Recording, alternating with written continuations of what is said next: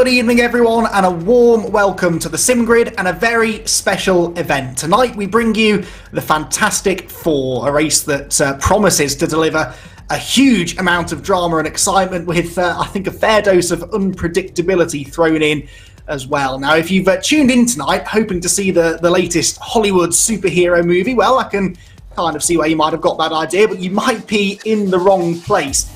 Then again, perhaps not, with 80 cars across 4 classes racing for over an hour tonight on one of the world's true great racetracks. Tonight's race does have all the ingredients of a big screen blockbuster. It's going to be a race of truly epic proportions, that is for sure. Andy McEwan up here in the comms box, and joining me tonight to guide you through all of the action, I'm delighted to say, at long last, is Chaz Draycott. Chaz, this has been a long time coming, hasn't it? I think the first time we have had the chance to work together. And I'll tell you what an event to jump straight into. Oh yeah, definitely. We've got a lot of variables to cover here today. Not only have we got the wonderful Spa Francorchamps, but having 4 classes as well. Like you say, it is going to take some superhero performances for everybody this evening if they want to get a good result out of this. Obviously, multi-class racing, you don't always have to have solid pace when you're thinking about traffic, do you? It's all about survival, really, and especially with, well, nearly 80 cars on track as well. You're never going to be short of somebody to have a little dice with, are you? Yeah, whether you want one or not. I think that might be the one of the keys to success tonight is negotiating the traffic and negotiating everything else this race will throw at you. The format for tonight is quite an interesting one. It's a 75-minute race, so it's a little bit longer maybe than the sort of 60-minute races that we typically would see. And within that 75 minutes, there is one mandatory pit stop for every car. There's no pit window, so you can pit whenever you like, and that is going to throw open the strategy game, and that's something that I really enjoy seeing in races, so looking forward to seeing how that works out. And we'll have another really interesting factor tonight, which is this split qualifying session, a 40-minute qualifying session, but each class does at least get a 10-minute window where they have the track to themselves, and for that, Chaz, I think the drivers will be eternally grateful.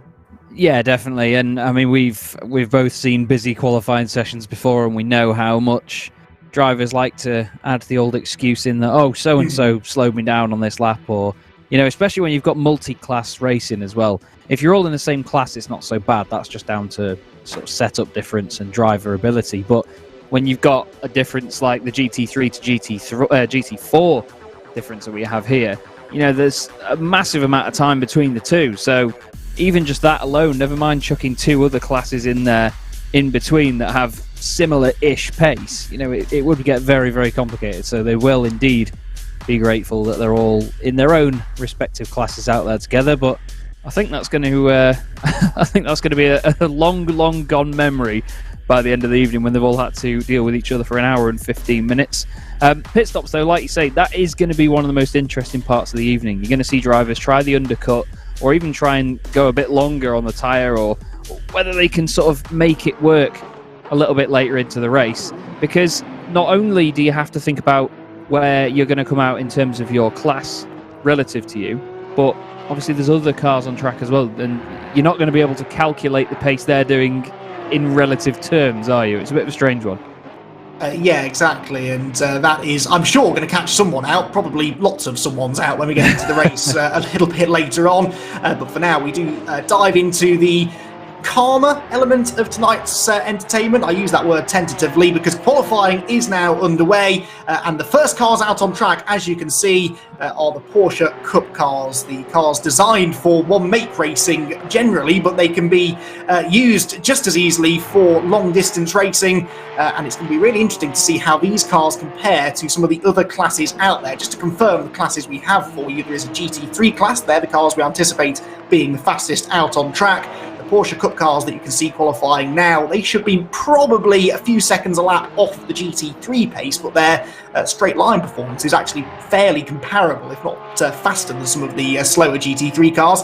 Then we've got the Lamborghini Super Trofeos, again another one-make sports car class, which probably isn't quite capable of running the same sort of pace as the German machinery, but again there might be a bit of overlapping once we get into the race. And then bringing up the rear, the GT4s, which are quite considerably slower than the rest, but should still provide some really, really entertaining racing. Porsche's then about to start their first flying lap of the session, Chaz. Now, you've spent a lot longer than I have in the sim racing world, so I scanned this entry list, and there are maybe one or two drivers that jump out at me, not as many, I'm sure, as you are familiar with. Who stands out to you amongst the Porsche brigade that should be on the pace tonight? Well, having a look down, Mita Bonka in the number 27 machine is a name I've seen before. Draycott as well in the 221 machine. Those two are only, to be fair, I mean, I've not actually covered most of this field before, to be fair, in the Porsche Cup cars. So it's a new car for me on Assetto Corsa Competizione, and it's also a bunch of new drivers, in fairness. But like I say, Mita Bonka and Draycott as well. They are two that I've seen in multiple series over the sim grid and have always been consistent, always been quick. And the thing is, as well, you see drivers that are often more exciting than others. You know, we've always had the whole, people call it a Colin Turkington-esque drive when somebody's just under the radar and scores points. But you do get those sorts of drivers which have that pace, but you don't always notice them. So I'm intrigued to see some new names sort of standing out at the end of tonight. Yeah, and it's probably those drivers, isn't it, that we would expect to see somewhere towards the pointy end going into the final 15 or 20 minutes of the race, because staying out of trouble and keeping your nose clean in this one is probably going to be just as important as setting the timing sheets alight. But that's the race in qualifying. It is all about going as quickly as you can. Without doing that, that looked as though Oscar Soristo, who we were riding on board with through Radion, maybe exceeded track limits there, and that can be disastrous. It can lead to your qualifying time being disallowed completely, and you won't get that many opportunities to set a lap here with just 10 minutes per class, and lap time that's somewhere around the 2-minute mark, I'd imagine, at least. If you do start making mistakes and getting lap times disallowed, you don't have that many more further opportunities to set any further improvements. So it's good, isn't it, Chaz, just to get a banker lap in the early stages here, really. Don't necessarily launch out of the pit lane at 110%, just get a solid but unspectacular lap under your belt, and then start to ramp it up as the session goes on. Yeah, you've got to play it safe and make sure, because the thing is, you could get very, very close to setting a lap and maybe just invalidate it, run a bit wide, take the mick out of the track limits a little bit, and potentially overdo it. And if you do that and leave yourself on the back foot later on in the session, then you'll be a bit more rushed, you'll be a bit panicked, you'll maybe overdrive the car, and that's exactly what people are going to be doing here. They're going to drive the thing to its absolute limits. As we go back on board with Dominiak now, number 47 machine. I also wanted to mention Wolf Matuszka as well. There's another driver that I've seen in multiple series on the sim grid. Another very entertaining driver indeed. This is Japo Gleva, and there is Wolf Matuszka going up over the top of the hill. Of course, he's in the pink machine. He's part of the... I'm not sure whether it was him or one of the other drivers in the team were actually part of one of the teams with the BWT branding. So they all actually ran pink cars in the sim as well. So they sort of...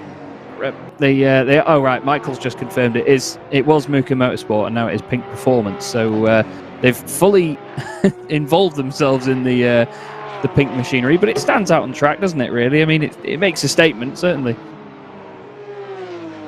Yeah, the pink liveries, of course, in Porsches go back a long way as well, back to the pink pig livery back in the, what would have been 70s, I suppose, 70s sports car racing.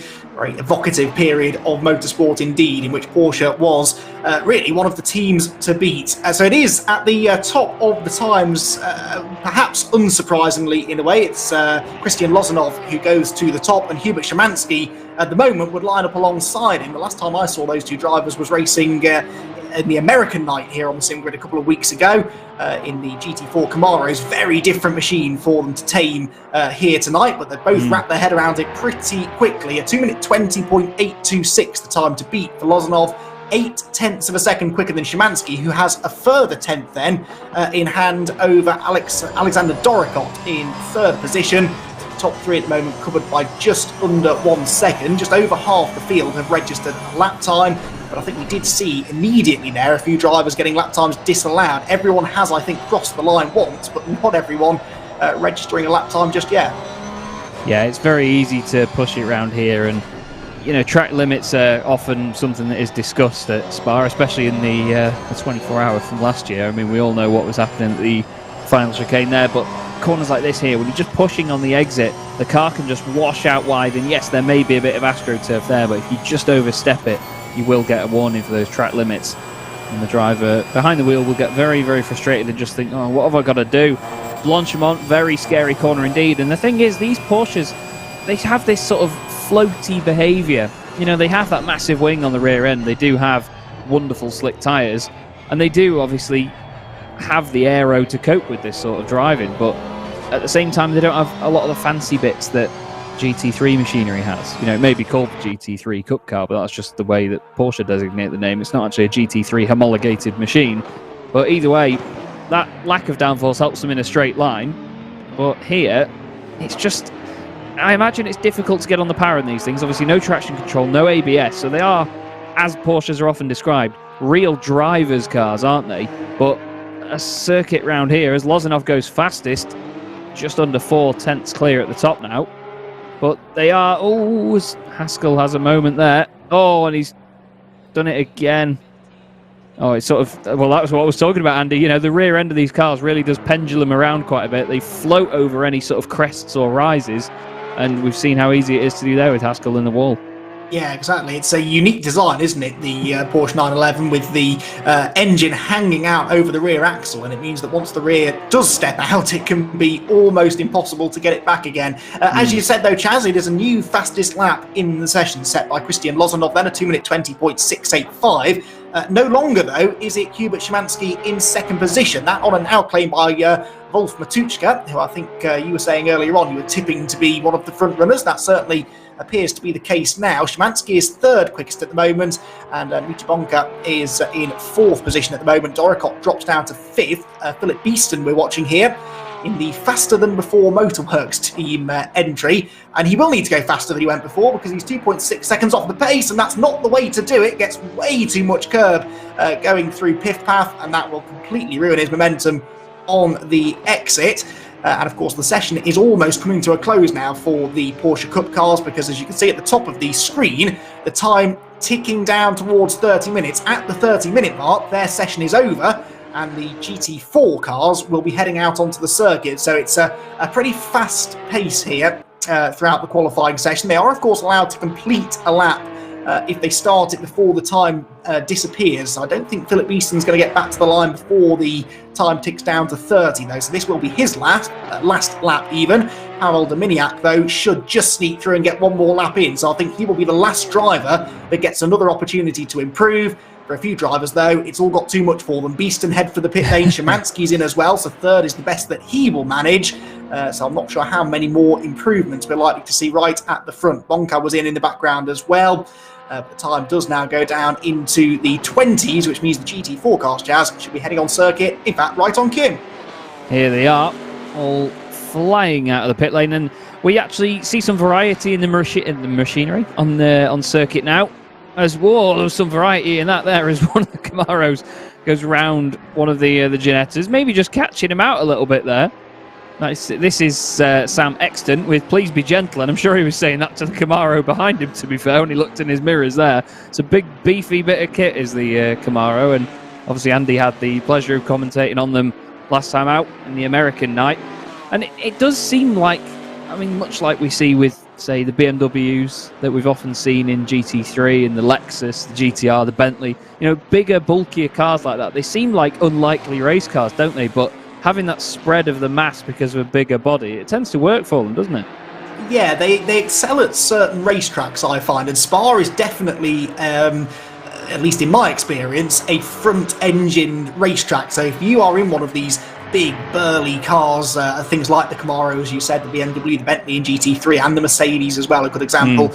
Anything with a front-engine layout, the front of the car just seems to stick better through these long, sweeping corners. So places like Spa, Silverstone, Donington Park, all circuits that seem to suit those bigger front-engine cars, whereas when you go to slightly more technical circuits, places like maybe Alton Park or Brands Hatch, that's where the mid-engine cars, the Lamborghinis and the Audis, really sort of find their feet. Not to say that we won't see a mid or rear-engine car winning in the various classes tonight, because we've got a very competitive grid full of drivers who are capable of getting the absolute most out of their machinery. So we should still see a good mix of cars. And GT4, as Chaz says, is our first chance then to see a bit of variety out on circuit. We've got Porsches, Ginettas, we've got the Chevys out there as well, an Alpine, I think, as well. We have out on the circuit the 732 car of Ryan Renoir in the Alpine GT4. Very good looking car that is as well. Even got an Audi or two out there too. GT4 really is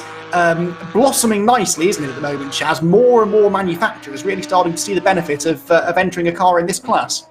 Yeah, definitely, and I've really enjoyed watching GT4 racing over the last few years. We've both seen it develop massively, and to be fair, this Audi is one of the real stars of it for me. It's a great looking car, but it genuinely does just look like somebody stuck a wing and some canards on the road car, because it doesn't have much of a... I mean, you can't really make the Audi R8 that much beefier in terms of its wheel arches and its overall stance, but it's the fact that the exhausts are right in the middle as well in terms of height and obviously horizontally in the back of this car. It's not where they're normally located, but it certainly looks great.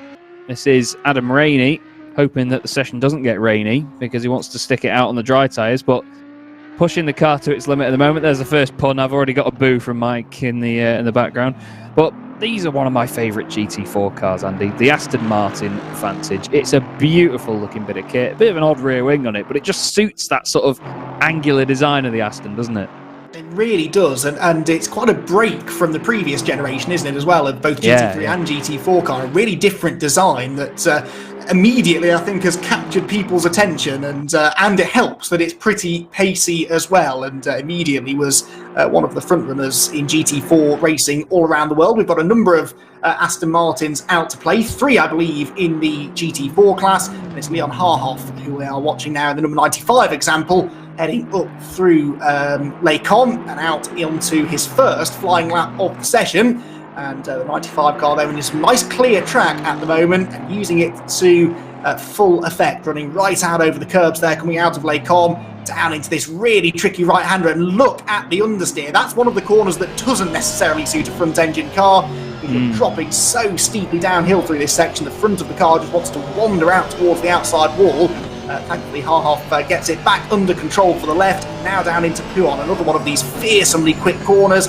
Very tricky, downhill again, difficult to get the car slowed down correctly, and then once again you're fighting that understeer all the way out, right up to the curb, not too far over it. That was pretty much perfect, and he heads now towards the second half of the lap. Another important sequence of corners here, through the right, through the left, and then Stavelot, which you've got to get absolutely right, Chaz, because if you mess this corner up, it will affect your pace all the way back up the hill towards the bus stop.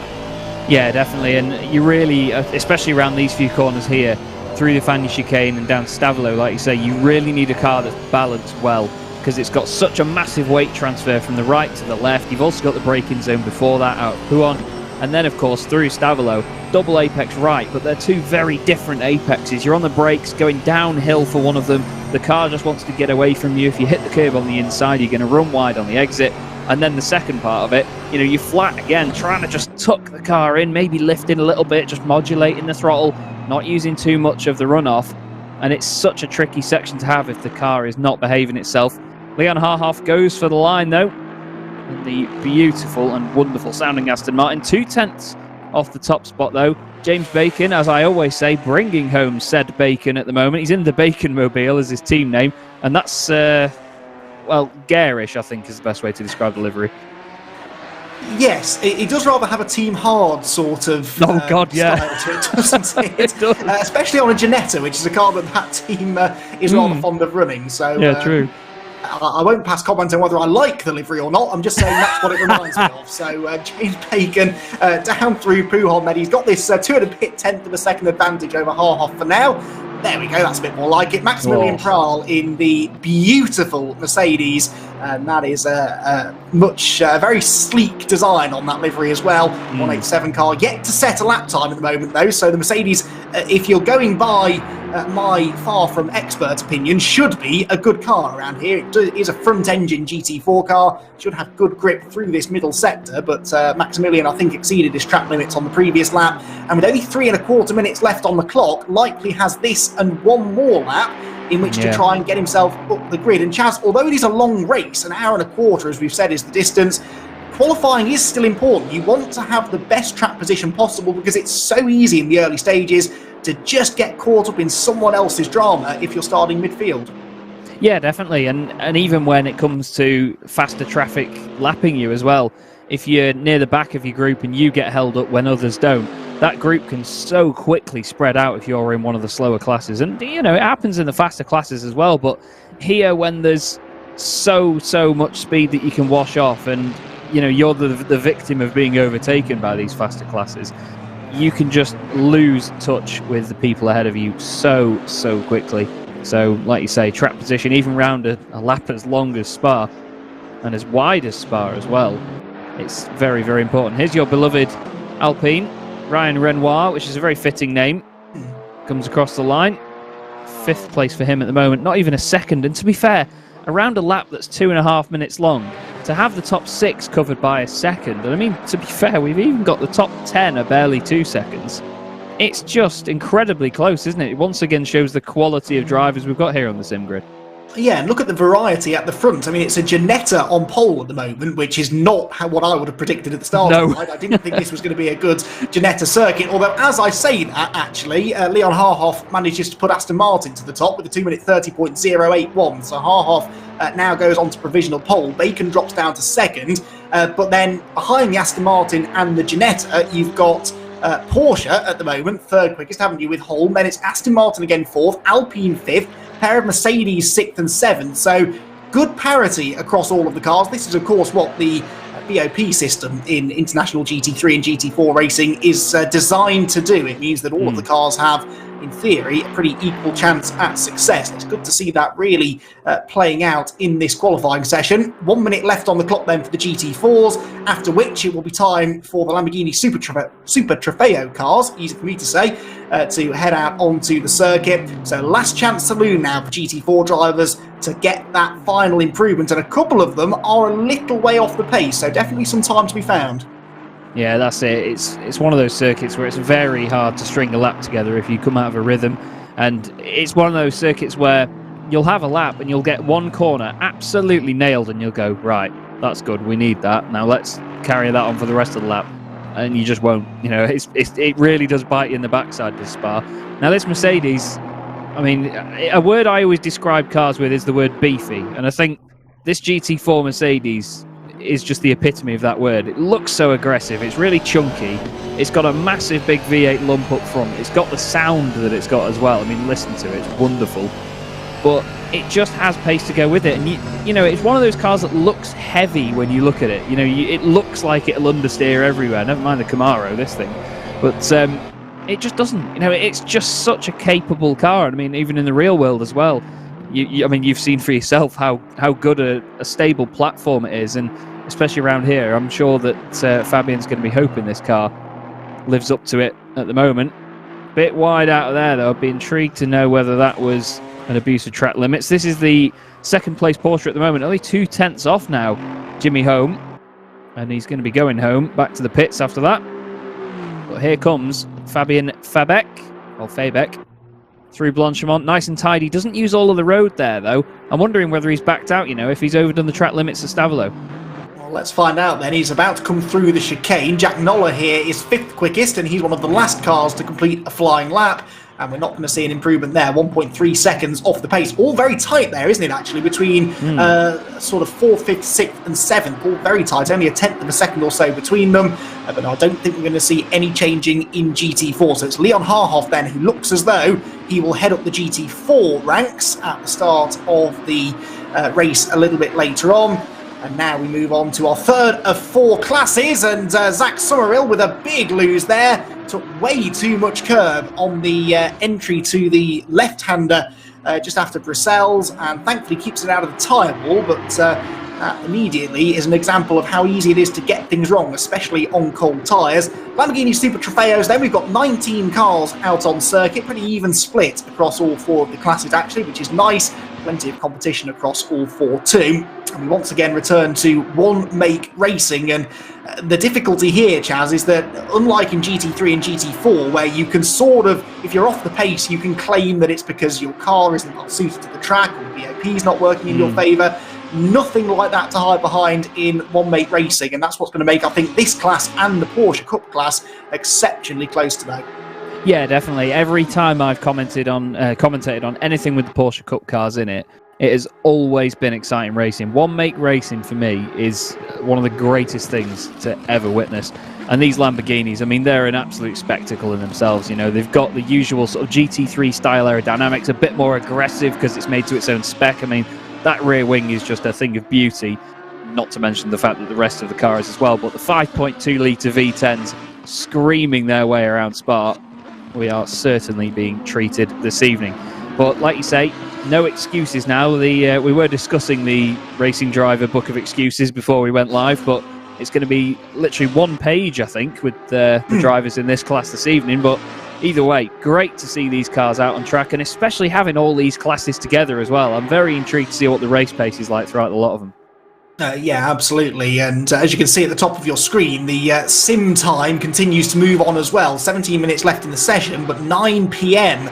at Spa, so it's starting to get dark, and the ambient and track temperature, therefore, might be starting to come down too. So conditions more or less perfect for quick lap times. The tyres will have good grip, the engines will be producing good amounts of horsepower. And these Lamborghinis, not the most powerful cars that we'll see out there on track today, so they'll need all of the performance they can get in a straight line, especially at such a high average speed circuit as this, the 7-kilometre Spa Francorchamps circuit. Darren Mulholland then is the first driver that we are focusing on here. Then in the 777 car, drops his way down through Brussels. He's got the car not that far ahead of him. Now, ordinarily, Chaz, I'd be tempted to say that's not a great thing, but given just how fast this circuit is, and certainly sectors 1 and 3, which are pretty much foot flat to the board for the whole time, right the way out of La Source, through Eau Rouge and Radion and down to Les Combes, and then at the end of the lap, out of Stavelot, up the hill through Blanchimont towards the bus stop. Can you gain anything from getting a slipstream from another car, or will you lose in the middle sector anything you'll gain in the first and third? I think there's a bit of a balance around here from what you can gain in slipstream, but what you can lose in a slight bit of dirty air following another car. You know, a lot of these corners are very sort of mid-speed corners. As you said, you know, overall the lap is a very high speed, a high average speed lap, but some of the mid corners, especially the Fagny chicane, you know, turning into Pouhon, corners like that, you know, if you just got that little bit of wash from the car in front, you are just going to understeer wide, and it's going to be a world of pain and screeching tyres and a massive loss of pace, to be fair. So I think it's a bit of a balancing act around here. You need to be right up with somebody at the right moments, but you need to also take care in other parts of the lap. This is Ian Harvey for BNAF Racing coming across the line. Very fond of chrome as well by the look of it. Goes third, 2.5 seconds off at the moment. It's Marcel Fusi, top of the pile. And we've got David Dancer, 3.3 seconds off at the moment. Here's Jack Bird with budget Michael Hamlet as his racing team. Big fan of that. Big fan of that. He's going through Stavelot now, and you can sort of feel already, just from the onboard, you can feel the sort of the difference in how pointy the front end is compared to a GT3 car, can't you? Yes, so Baby Hamlet, as I believe he's known, makes his way towards Blanchimont. That's interesting. Through the left-hander he goes. I'm sure Michael has taught him everything he knows, and Jack is going to try and put that to good effect now in order to set a quick lap time. And a bit wide out to the left-hander, and he's completely messed up the bus stop. Michael definitely taught him that. Well, I wasn't going to say anything, Chaz. So hashtag Baby Hamlet, then let's grudgingly was Michael Hamlet's pick, is the 94 car. That is the car being driven by Sucha Sharma, and he is, as we can see on the screen, pushing hard, half a second. Sorry, no, excuse me. 94, not 96, get it right, McEwan. Marcel Fusi, that is, that set the fastest time, half a second quicker at the moment than the number 24 car, which is supposed to be Jack Bird, but definitely isn't. So there's been a few changes on my entry list ahead of the night, but it's Carato in second, Volta Rotundo is in third quickest, and again, top 3 drivers there, separated by just 7/10 after the first lap. It is as tight as we anticipated. It certainly is. I was really enjoying the team name there as well. I was going to describe these things as racing-style Batmobiles, but especially with the matte black as well, having the entire Batman song as your team name is quite the effort. This is an interesting-looking car as well. Oscar Yalvo Alcaide, just flying down towards Blanchimont. Great to see these cars at such great pace as well. Through he goes. down towards the bus stop. It's such a nerve-wracking time when you're going towards the bus stop, just knowing that you can push it on the brakes as much as you want to, but at the same time, because the circuit comes towards you, it's just like rolling a dice every single lap with how the car is going to behave time after time. On the exit he goes across the line, 13th at the moment, 3.2 seconds off the top spot.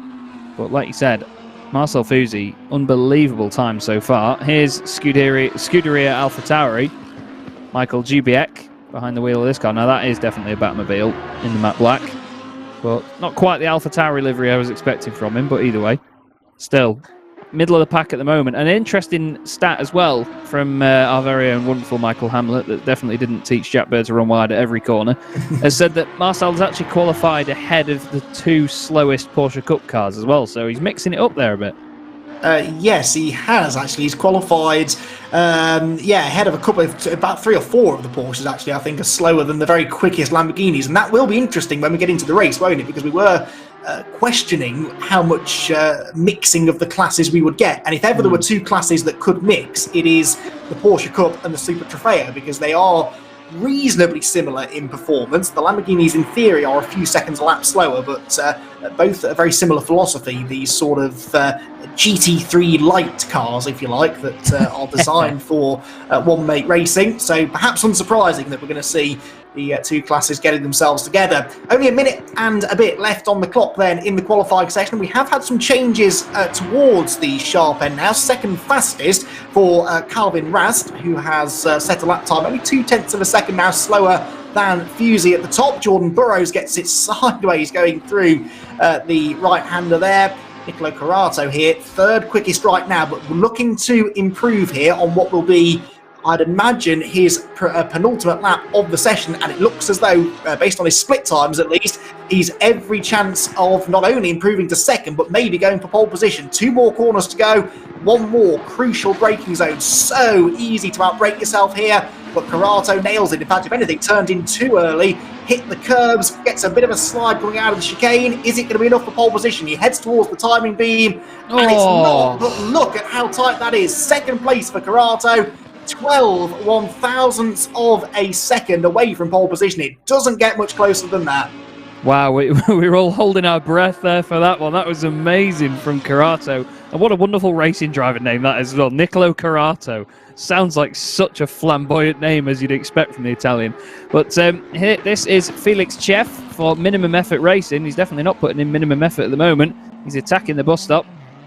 1.6 seconds up. Oh, well, that took minimum effort, didn't it? Spinning it around on the exit. But that's just how easy it is to do. There's a massive amount of undulation at the bus stop. And if you're just that little bit too eager onto the throttle, and the car's going to go around a little bit sideways there into Pouhon for Michael Jubiec, the car doesn't want to behave itself. You could say it was being a bit, dubious, you could say, as it goes down the hill. That's 3 in Chaz bingo.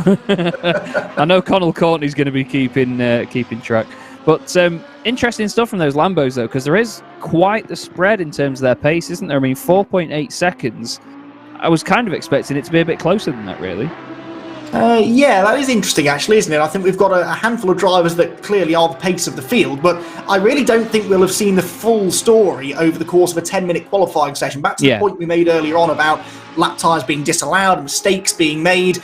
I think there will be in each one of the 4 classes a handful of drivers that feel they could have gone quite a bit quicker. Jubiec is one of them. He was well up on the splits in the early part of the lap. Then he had that mistake, and that might just have cost him a shot at a top 5. Marcel Fusi, though, going quicker again on this lap. He already has set the benchmark for 2 minutes 23.946, but he is not content with that. As well, he might not be, really, because he's only got that 12 one-thousandth of a second cushion over Carato.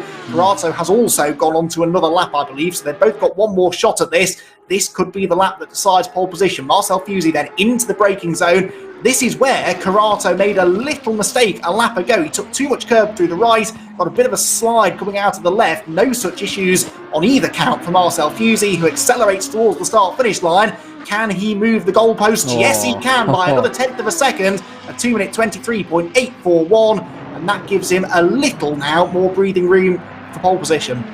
He does indeed, and now we're on to the big boys. The GT3 machinery out there. This is Luca Zige in the beautiful Ferrari 488 GT3. I believe it's the Evo version that we have out there. Great looking car, very angry looking bit of kit. And you know, it's always been argued that this thing doesn't make a good noise. Now, I think in relative terms to the other GT3 cars, I don't think it's the most exciting sounding out there, but it's just that distinct Ferrari growl, isn't it? It doesn't sound like an everyday sort of American lumpy V8, does it? I won't have a bad word said about anything that came out of Italy, certainly not if it's got the prancing horse on it. I think it's a beautiful machine. And as for that team name, now I did study a little bit of Italian back in high school, and I think that "Assi la velocità" means, oh yes, speed, which is quite a useful mantra to have as a racing team, isn't it? That is kind of the first thing that you need to try and focus on, and this Ferrari is not only beautiful to look at, but very, very rapid indeed. The GT3 Evo version of the Ferrari 488, of which we have 4 examples. Equally delectable, though, is the Aston Martin. In fact, every GT3 car, let's be honest, is pin-up worthy, isn't it? These are the cars that if I were a 8, 9, 10, 11, 12-year-old kid would have pinned on my bedroom wall because they are beautiful to look at, they sound incredible, and bonus for us, they produce really good racing as well. And with the 15 cars we've got entered into the GT3 class today, it is going to be hard to pick a winner, isn't it? It certainly is, but this man that we're looking at now, Igor Ogorodnikov, his fan base is filling up the YouTube chat right now. Igor is a real staple in the SimGrid racing and has always been fast indeed. Now, he is actually one of the picks to win this evening, and I don't recall seeing him drive an Aston Martin yet, so the big V8 up front, and he is racing it in Best of British Championship, I've just been told. Wonderful looking car as well. This is the Lada Sport Rosneft livery, and Igor is going to be, well, eager to get pole position. Now, this is Alejandro Astaburuaga, and I think I'm literally looking at blasphemy right now with a Martini livery on a Mercedes. It's a very flamboyant looking Mercedes, but that is just, that's like looking at a swear word for me, that. I know it's a little unusual, but I think it kind of works actually. And I think it's one of those liveries, a bit like the Golf livery, that can sort of be put on any car. And people do put the Golf livery on any car. I've seen on everything from a GT3 car to a Citroen C1. So it really does seem to work on anything they put it on. The Martini one especially, I am a fan of. Right, 2 minutes 16.839, he says, hastily getting back on track, is the lap time set by our fastest driver at the moment. It is Igor that has gone on to provisional pole position, second quickest at the moment then for the 285, and that is Harry Spires, another beautiful looking car this, and Mercedes AMG, the team Good Smile team. Well, he will have a smile on his face if he can find another couple of tenths of a second. That is all he needs to get onto the pole position. Then we have in third place the number 42 car, although not according to my timing screen actually, I've got number 13 third, so there might have been a change there in the last moment or so. Shah is certainly very close to third position at the moment. And this is a bit more like it, isn't it? 5 cars covered by less than a second. We thought the GT3 was going to be close. They haven't got as many cars as some of the other classes, but the strength in depth in the field is very high indeed. Yeah, it is, and we've still got that car variation as well. I mean, we've got a BMW out there as well, Radu behind the wheel of that machine. We've got an Audi, a McLaren, we've got a number of Ferraris, and of course the Aston Martin's going well. I mean, you said before that the front engine cars are going to be the beneficial ones around here. This McLaren, in the final round at Silverstone in the Endurance Cup recently, the McLarens were absolutely on fire, and Tim Troke is another fast driver in the SimGrid that we should definitely keep our eye on as well. The other McLaren out there, of course, the number 3 machine with Fabio Santamaria behind the wheel. But that McLaren, it's one that had to grow on me. Those rear arches with the little flare at the back, it looks a bit strange from certain angles, but when you do see it in person, God, it's a beautiful bit of kit. It's very sci-fi, isn't it? It's very futuristic, and I think it really epitomises what this next generation of GT3 cars, the Evo cars, were all about, really. And I'm with you, actually. I wasn't too sure on it at first, but it has definitely grown on me over the last year or so. possibly spending too much time cooped up with McLaren factory driver Joe Osborne on British GT commentaries has swayed me slightly, because a bit like I am with all things Italian, he won't have a bad word said about McLaren. So he has, I think, after a couple of years of trying, managed to convince me that I quite like the look of that car. Alexander Raab comes out of the bus stop chicane, quite liking the look of this lap as well. It's a big improvement, 0.6 of a second faster, goes 6th place at the moment. And look how tight it is ahead of him from 4th, it was 4th, 5th and 6th positions all covered by just 1/10 of a second, but we've had a couple of improvements there. It is still going to be Igor Ogorodnikov on pole position, with second place still the Mercedes of Harry Spires. It is now confirmed on the timing screen, at least, Khalid Jamar, who was third, but he's just been pipped, I believe, by Patrick Nage. Those two swapping positions every time I look at them, and down to 5th place now for the second of the Aston Martins, Nipam Shah in the number 13 car. Fabio Santamaria comes out of the bus stop, 10th place for him at the moment. We believe he is improving and should jump into the top 10. He does, goes 6th place and less than half a tenth away from the top 5. Yeah, it's nice and close indeed. Spears is on a mission at the minute, though, in that Mercedes. Interesting to see him running the original iteration of the Mercedes AMG GT3. He's not in the Evo car with the big anglerfish front end on it, as I've often described it here on the sim grid. But again, front engine machinery working its magic at the moment. Down towards Blanchimont. Fantastic shot there of them just rattling through the scenery. Gets over to the right, uses a bit of the AstroTurf to open up the corner, clips the apex, a little bit wide on the curb. Straighten it up, just make sure you carry your momentum, although it looks like he's actually backing out of this one here. The Aston Martin, that is Igor Ogorodnikov, goes down the inside of him. Is Igor going to improve? He's definitely going to be going for the slipstream here. Now, we said before, didn't we, Andy, that you can get a bit of slipstream down here, that's for sure, especially down the Kemmel Straight, but it can definitely go against you in the sort of twistier middle section, can't it? Yeah, definitely. But of course, if you're running with a car that is of a similar pace to you, then it should be easier to work with them. And those two are very evenly matched, clearly top two drivers in the session at the moment. Alexander Raab then comes out of Blanchimont in the Audi. And this is, the only GT3 Audi that we've got out on track. It's strange. In certain parts of the world, certainly in the European GT World Challenge competition, the Audi is the car to have, but elsewhere it doesn't seem all that popular. It's certainly quick, though, and we're going to see just how quick here. No, Raab stays in 7th place for the time being. I've done it now. Astaparuaga is Alejandro, let's call him, heads up through Blanchimont in the beautiful Martini liveried Mercedes. And is he going to be able to improve on 12th place? As we've been saying all along, Mercedes does tend to go well here at Spa. He's going to be greeted by the checkered flag. So this is the end of the qualifying session. 40 minutes have flown by, and for the drivers, I'm sure their 10-minute stints have gone by even more rapidly. And for Alejandro, it does move him up one position into 11th place, as he is the first car to see the checkered flag. Yes, he is as well. It's definitely going to stand out over the course of the race, is that Mercedes. This is Kamil Stempel from the wonderful, the Dakar Ferrari, looking great in the almost British racing green, actually, isn't it? We had, I'm just trying to think who it was that was driving it in the Sprint Cup. There was a driver in the really dark green and black Ferrari. One of the most exciting drivers I've ever seen in sim racing. He was just all over the shop everywhere, and it was so exciting to see. But again, the flamboyant Ferrari on its way down to Pouhon. Such a difficult corner to get right, because you can do exactly what he's just done there. You can turn it in a little bit too early, clip the grass, and it's not the sort of corner where you can readjust your steering input partway around and get away with it. You either run wide or then you oversteer and the car gets unsettled and you're all out of shape. Into the Fanny chicane. You can see some marbles building up on the surface there as well. Gets it chucked over to the left-hand side to Stavolo. Through the double right, using all of the Astro there. And that's the thing, they can definitely get away with it in certain sections of the track, but then not in other places. And I mean, the ones where they can get away with it, they're making it very apparent, aren't they? Yeah, definitely. But hey, if you can find yourself an extra 100th of a second or so even, it could make a big difference given how tight some of these times are.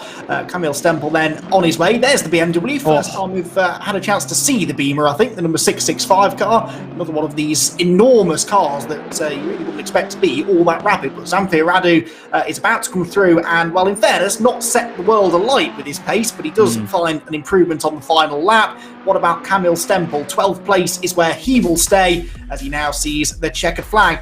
And that, everyone, is qualifying. It went by fairly rapidly, but big congratulations to our pole sitters in the GT3 category. The overall pole position will go to Igor Ogorodnikov. In GT4, it was Leon Harhoff who came out on top. Marcel Fusey gets the pole position in the Super Trofeos, and Porsche Cup sees the car of Christian Lozanov line up at the head of the grid. So that then, Chaz, I make it as somewhere just shy of 70 cars that we've seen qualify, and I'm really looking forward now to this spectacle of a full field of cars racing through the first few corners. It's a perilous time of the race for the drivers, but for us, this is about as good as it gets, isn't it?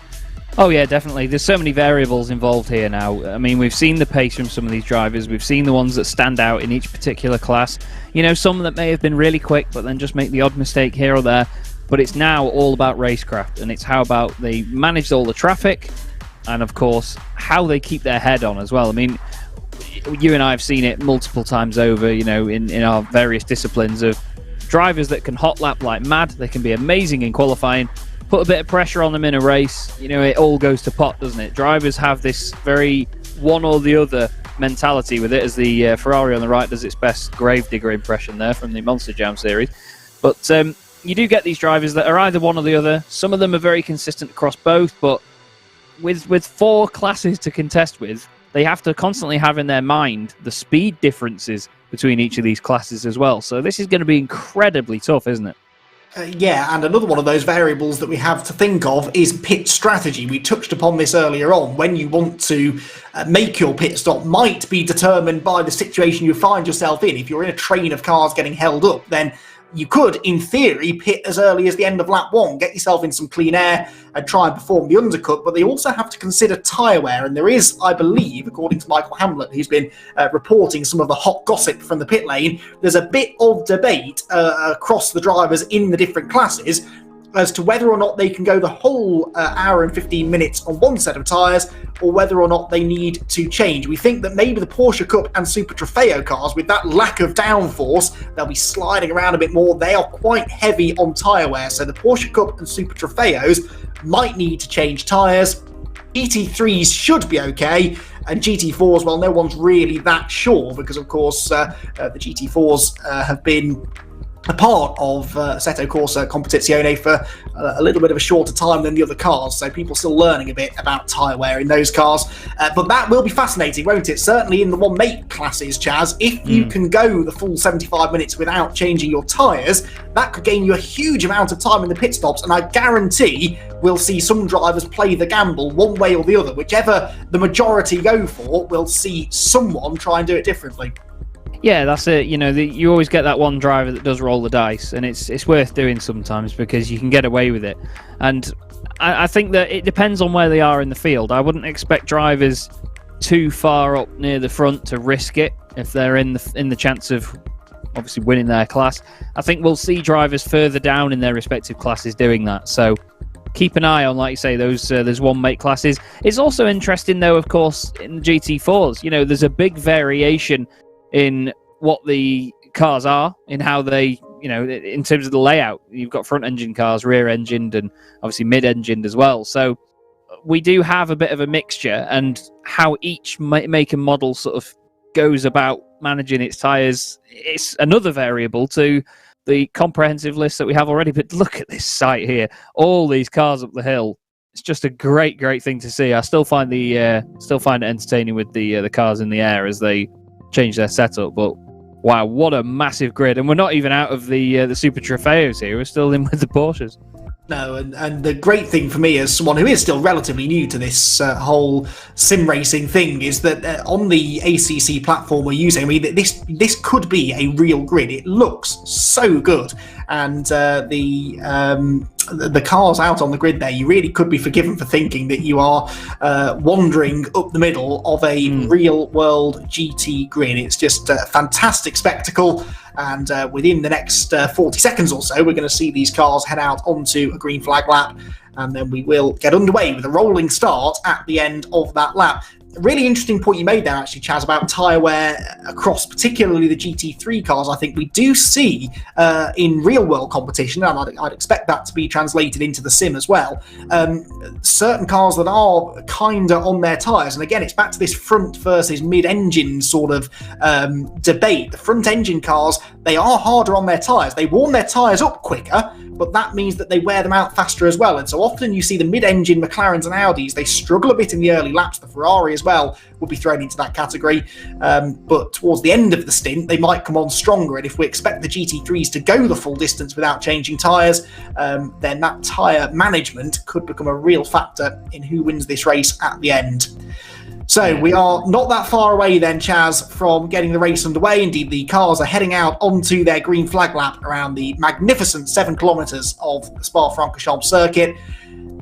Am I going to be cruel and ask you to pick a winner? Why the hell not? Who do you think is going to come out on top? Let's at least go for GT3 because the sort of flagship class in the race, there's going to be some fierce competition. Can we even narrow it down to 2 or 3 potential favourites? Ogorodnikov is definitely up there for me, just from previous experience and what everybody else is saying. Harry Spears has always been quick as well. Looking a little bit further down, I mean, Alexander Raab, he always has a bit of pace about him in the Audi, but, you know, like you said before, the Audi not seeming too favourable around here. It's going to be a front-engine circuit, so I think my gut's telling me Ogorodnikov, but I don't think it's going to be an easy performance for him. But you never know, I might eat my words later. What about you? Is there anybody you've got your eye on? Well, you've taken the easy pick of the bloke on pole, so why not go with Harry Spears? Second place in the Mercedes. It's one of my favourite looking cars out there, and they were very evenly matched in qualifying. Sometimes there is an advantage to starting second on the grid because you can just let the leader disappear off in the distance, set the pace of the race, and you can just sit in their wheel track, save some tyres, save a bit of fuel maybe, although that shouldn't be too much of a factor here tonight. So yeah, Harry Spears I think should be a contender, but it's going to be a fierce battle between the two. Both very similar cars, the Aston Martin and Mercedes, both designed in a very similar way. They both generate their lap time in a similar way, so whoever comes out on top, it is going to be a really, really interesting battle. The aerial view then of the Spa Francorchamps circuit shows some of the grid. We're having a bit of trouble actually showing you the true scale of the grid. You can see on the track map just how far around the circuit they stretch. And of course, it won't take that long in the race until the field is quite literally stretched around the whole circuit, so negotiating traffic is going to be a challenge, especially because as you catch those back markers, you don't necessarily know whereabouts in their race stint cycle they are. They might be fresh out of the pits, they might be on old tyres towards the end of their stint, and that's just, it all adds to the headache that particularly the quicker drivers will have to face here, Chaz. When they do catch that traffic, it's not just as simple as pulling out and passing the slower car. No, definitely not. I mean, we've seen it before when you've seen it in the real world as well, that, you know, when you're in a GT3 car and you're catching GT4, that's the biggest pace difference that we're seeing tonight as well. It's a case of those guys are running their own race, you're running your race, and a lot of the time, you know, it's down to the faster car to make the move and get the job done. You know, you're the one that has the ability to get through.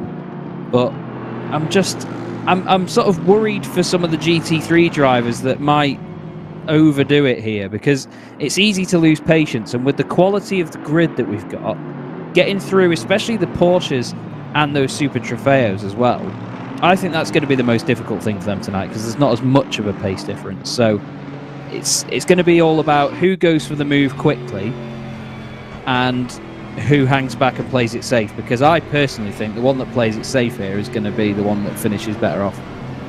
Yes, I think that might be a decent idea, actually. So we are going to see a really interesting race here. I think 75 minutes the distance, mandatory pit stop for each and every one of the cars, regardless of their class. But what you do in that pit stop is entirely up to you. You don't have to change tyres. It might well be beneficial for you to do so, particularly if you're running in a car that's eating up the tyres a little bit more than the others.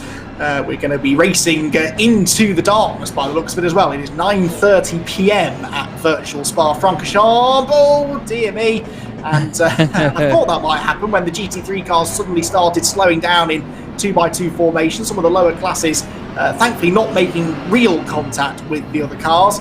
but having to sort themselves out into some sort of an order. Oh, we've got a car around, sorry. Past the start-finish line. Sorry, Chaz? There's a Porsche around at the chicane I just saw in the bottom shot there. I'm not quite sure who it was, but definitely a Porsche around through the right-hander into the bus stop. Yes, and Michael Hamblin makes the point in our ears that won't be doing the tyre wear any good on that car, and we know the Porsches burn through their rubber a little quicker than some of the other cars anyway, so not a good start. But for the GT3s, they are at the head of the field, and we're about to go racing them for 75 minutes. It is the Fantastic Four here on the sim grid. 2x2 formation towards the start-finish line. It is Igor Ogoroknikov on pole position with Harry Spears alongside Patrick Nage and Khalid Jamar on row number 2. Watching for the red lights to go out, which they do now. We're away and racing, and Harry Spears makes a good start there from the outside of row number 1. So too in the Audi further back does Alex Rahl, but it's Spears that gets the advantage through Radion for the first time. The Aston Martin of Ogoroknikov slots into second position. Nage is up to third, so already a fair bit of shuffling with the Ferrari, and there's contact further back, Chaz. Yep, there's Porsches and Lamborghinis all over the shop. One of the Porsches was in the middle, the entire track blocked, and there's a massive pile-up. Absolutely monstrous thing. It looked to me like one of the Porsches that was in the middle was completely off wide, and as he came back in, they went 5 wide. There was the tiniest wheel-to-wheel touch in the middle, spat the Porsche and one of the Lamborghinis over to the left. And then naturally, as the car that got touched, it lost control, spat the other way across the circuit, and then there was more contact after that. It looks like, from what the guys were just saying then, there is a red flag and the guys will be restarting the race, which is completely understandable there, because I think we lost a good 30 cars out of that. That was a very, very big one. Yeah, well, I think the entire GT4 grid was annihilated in all of that, because they just didn't slow down, and I know from above it looked quite comical. It looked as they were driving willingly flat out into the abyss, but I don't think they could see over the crest. And of course, you sit quite low down in these cars. They're all very close to each other, so you won't be able to see much in the distance, and it all funnels down there, doesn't it? You've got acres of runoff area through the top of Radion, but then it all funnels down going onto the Kemmel Straight, and that's where the worst bit of the accident sort of culminated. So yes, sensible decision taken, I think, to red flag the race, and hopefully they will learn from that. I'll tell you who won't be happy with that is Harry Spears, because he absolutely nailed that initial start, didn't he? Yeah. Far from doing what I thought he would do and settling behind Ogrodnikov and just let the race come to him. He was on his toes straight away. Yeah, that's it. You know, he took very, very good advantage of that. And it's easy, to be fair, to lose out on a rolling start. When you're not the driver that's in control of it, you've just got to react to what the other guy does. And to be fair, he absolutely nailed that. I mean, these guys are real pros at what they do. They know the system so well. It's obviously different on each sim that you have as well, but you know, these guys have got it absolutely nailed there. And Spears will be a bit gutted that he couldn't make that work. But apparently one Super Trofeo car just lost it and then made the contact with another, and then just spat across and cause the issue for everyone else. But like you say though, Andy, there is a big funnel up there. I mean, Erosion Radion is legendary, obviously, for just what it is. You know, it's such a menacing corner, and it's such a scary place to really try and wring the neck of these cars. But unfortunately, when you go, I think they were almost 6 wide there because of cars going off and coming back on. But, you know, they have to get back on at some point, don't they?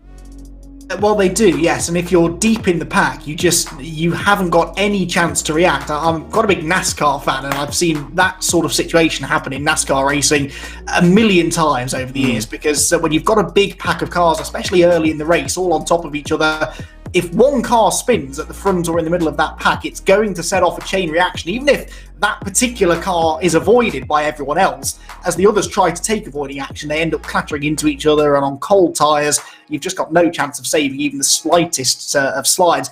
In fact, I recall at the start of the Spa 24-hour race. Oh, it must be about 6 or 7 years ago now. I don't know if you remember this, Chaz. Exactly the same sort of thing happened. The very first corner of the race, there was a Ferrari on the front row of the grid. I forget now who was at the wheel of it, but it was one of the Russian-sponsored Ferraris. Lost it from the lead going through Eau Rouge on lap 1, and miraculously, a 70-car grid avoided them on that occasion. Sadly, we weren't quite as fortunate this time, but it can go wrong there. And when it does, it usually goes wrong in quite a big way. It does indeed, and when you mentioned Spa 24 there, I thought you were referring to the sim grid Spa 24 hours in the World Cup last time out, where we actually had quite the accident and then had to give it a second go. But to be fair, these guys all know what they're doing. I think it's good to have the dress rehearsal. It's good that we've got the ability to do that and everybody can get their cars back out, and that is definitely one of the advantages of it being a sim. You know, no one has to pay for any of the damages that were caused in that. Nobody's out of the race now. They can all give it another go. And look at that shot of the field there. Massive, massive grid. We really are treated tonight, aren't we, mate? Yeah, absolutely. This is, when we get going properly, this is going to be a heck of a spectacle, and the Spa Francorchamps circuit, the perfect venue for this great race as well. We're a minute away from getting the start procedure back underway again. Now, this means they'll have to do another green flag lap, so it is going to just delay the start of things a little bit, but as you say, Chaz, they should have learned from their mistakes, shall we say, on the first attempt to start the race. And certainly I think that Igor Ogorodnikov will have learnt a thing or two about the start too, because he knows that Harry Spears is going to be on his toes to try and get past him. I did notice that Alexander Raab also got a good start from mid-grid in that Audi, so the couple of drivers seemed to anticipate that rolling start well, and it'd be interesting actually to talk about that rolling start procedure, because you touched upon it just now. It is deceptively difficult actually to time it right. Everyone thinks that a rolling start is easier somehow than a standing start, because you're not having to control too much wheel spin. The reaction isn't maybe such a big factor, but actually there is a knack for getting the car off the line rapidly from a rolling start and really taking advantage of it. Yeah, that's it. And I mean, from I'm sure what you've seen in NASCAR before as well, drivers try and get going in different gears. You can try and go in a lower gear, but it means that you might lose a bit of momentum changing up to the next gear. Obviously, sequential boxes in these cars, flappy paddles, you don't really lose that much, but it's just having that extra bit of poke in a straight line. Down towards somewhere like Eau Rouge, you don't really need to worry about that too much. It's not that much of a run down for the leaders anyway, before you get up towards Radion over the top of the hill. But still, you do have to react to what the other drivers are doing. It's not... I think that's the main variable. You're not reacting to the same thing that everyone else is, which is the lights. You're all reacting to the drivers around you. Everybody's got this sort of different level of when they need to go or when they need to change what they're doing. And I mean, you made a good point that you don't have the wheel spin, you don't have the whole getting it off the line, dump the clutch or whatever else you have to do. You're just rolling and just put your foot flat to the floor. But the thing is, you can get more of a penalty and suffer badly from it if you overdo it. You go a bit early, just like you would if you jump the lights, for example, at a conventional standing start. If you go early, that's it. You'll end up with a penalty and your race is done. So you have to still be that bit tentative about it, don't you? Yeah, definitely. And some drivers will try to anticipate the rolling start, and if you get that wrong, you can be in a world of trouble. You accelerate too early, the car in front hasn't gone yet, you have to lift, you lose your momentum, the car behind then stacks up into the back of you. It causes this whole ripple effect down through the field, and the further back in the queue you are, unfortunately, as we just saw, the more chance there is that you could get caught up in some sort of drama. Well, let's try this again then, shall we? The green flag lap well underway now for take 2 of the race this evening, and the Fantastic Four event is, I think, going to prove to be a real show when we do get going. GT3 cars at the head of the field, they behaved themselves pretty well. In fact, Porsches were pretty well behaved as well. It was the third group, the Lamborghinis, that did have a little bit of trouble on that start. Now, I'm guessing here, and I may be completely wrong, but I'm guessing that although in qualifying we did see a bit of overlap between the classes, didn't we? Some of the quick Lamborghinis were faster than some of the Porsches, but I'd imagine for the start here, Chaz, they will separate the classes, so at least you take that element of potential confusion out of the equation. I think not. It looks to me on the timing screen like we do still have some of the Super Trofeo cars mixed in with the Porsche Cup cars. So good. It's sort of like a bit of punishment for the drivers that were lower down in the Porsche Cup class. It's almost like, well, you weren't faster than this Lambo, so why should you start in front of it? You've got to get through that before you go after your relative class. So quite an intriguing one, really, actually, because we have seen that the Porsche Cup cars have the straight line advantage, but it's how patient each class is around one another here. So we've got a nice little mix in the middle, and well, I imagine it's one of those things we don't know till you try it, really, do you? It's certainly going to be exciting to watch. I've noticed as well we've got the number 172 in the pit lane. Unfortunately, that is Walter Rotundo in the Super Trofeo Lamborghini. He's still sat in the pits, I'm afraid. Although I must say that the track map at the moment, with the tiny amount of red, but with the yellow, green and blue, it looks like someone's melted a Benetton onto it. Yes, it does actually. That's a good point. I think Walter Rotundo might have the best idea here. I don't know if he's electing to start from the pit lane, but based on what we just saw, that might be the safest place for him. It may be that he's got some sort of issue, maybe disconnected from the server, but if that is a choice that he's made, bear in mind he would probably have been right in the middle of the melee at the first attempt to start the race, then I think that could be quite a sensible decision that he's made. We'll see if he tags on to the back of the field when we get racing again, which is just around the corner. Well, around 3 corners technically, the 2 corners at the bus stop, and then I'll roll side by side past the new, in inverted commas, pit complex, which has been there for quite a while now, through La Source, and then we start on the old school start-finish line on the run down towards Eau Rouge. So, to recap, it is Igor Ogorodnikov on pole position in the Aston Martin. It's the Mercedes of Harry Spears alongside, and another Aston Martin of Patrick Nage there, the green BL racing car, third on the grid, with Kali Jamar's Ferrari fourth, and then we have another Mercedes with Nick Baltzar alongside another Aston Martin of Nipam Shah. So, with the exception of the Ferrari of Kali Jamar, it is all front-engine cars across the top 3 rows. Then you get the mid-engine brigade, 7th for Santa Maria, 8th for Alex Raab in the Audi, 9th for Ollie Bull, and 10th Lucas Ziege in their Ferraris as well.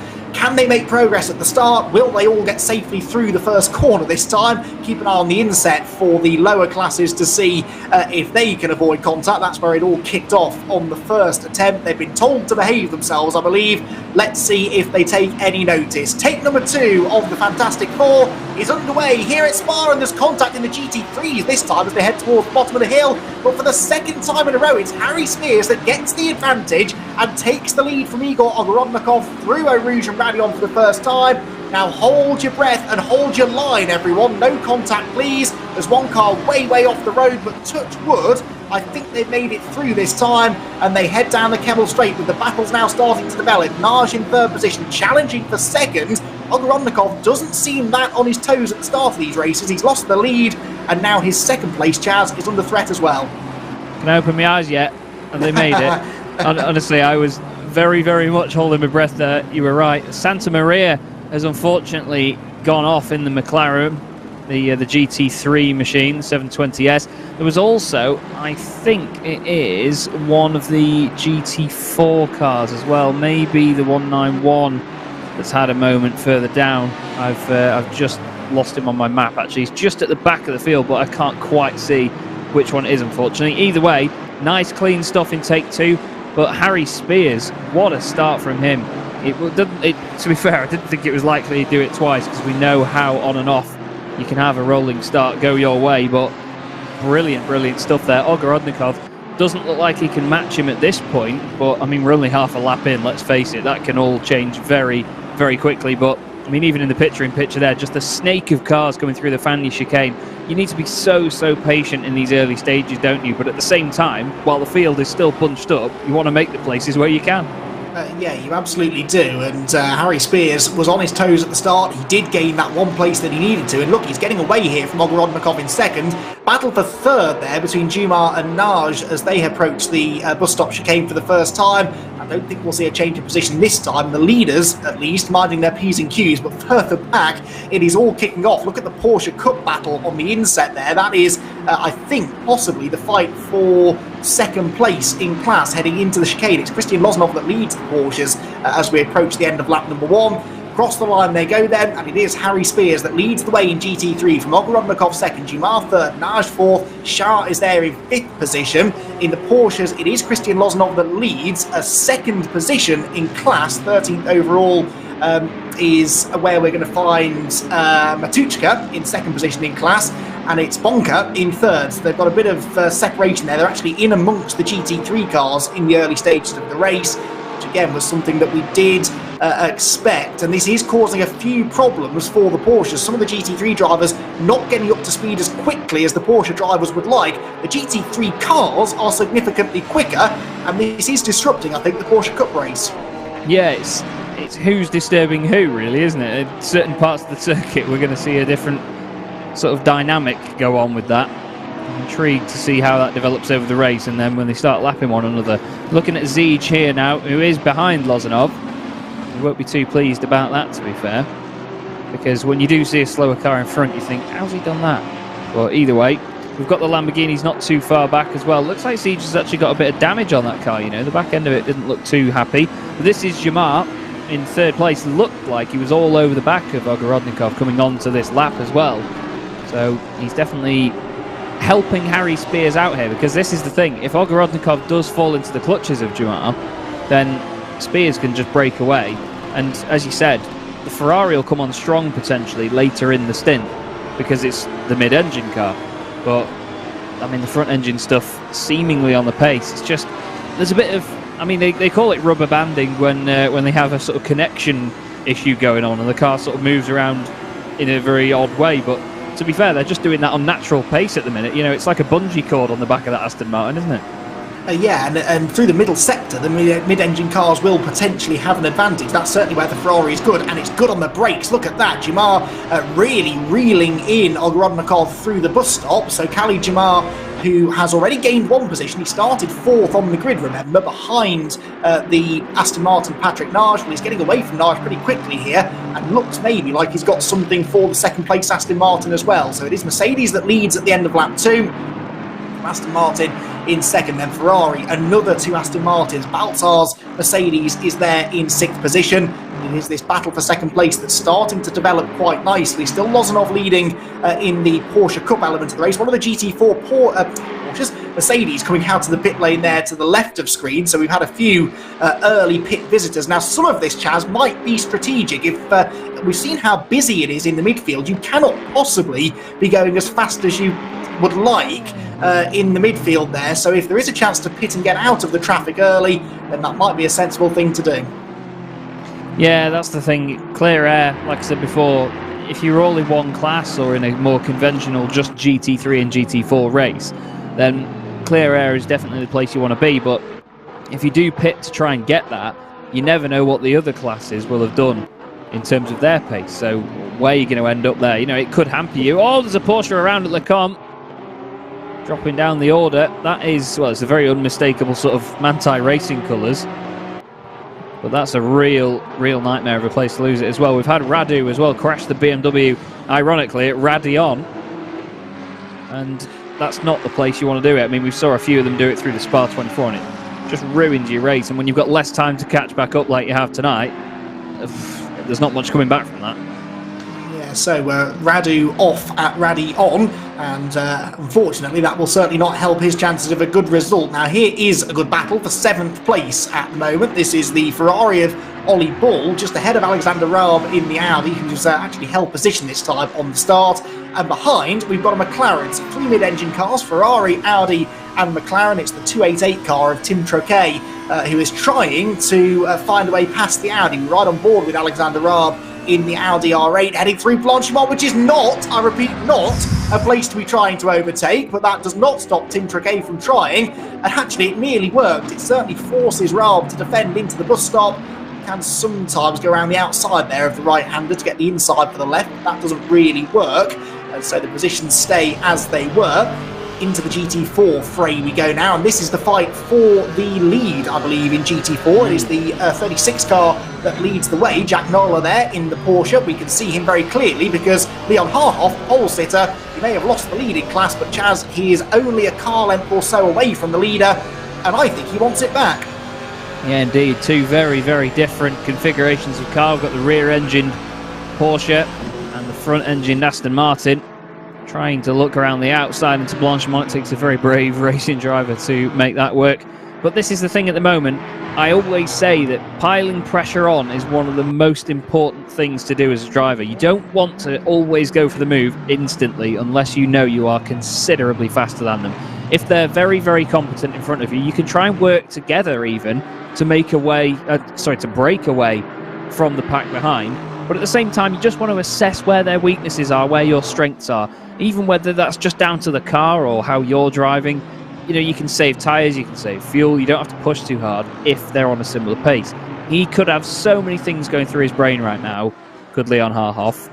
Either way, I think it's probably going to be beneficial for him to work with the Porsche in front, and this is, unfortunately, a very, very hampered BMW M6 of Zamfir Radu. It's actually one of the cars that won the 24 hours of Nürburgring last year, the M6, in one of its final outings. But DNF Racing seeming like quite the apt name at the moment, and here is the GT4 lead battle again.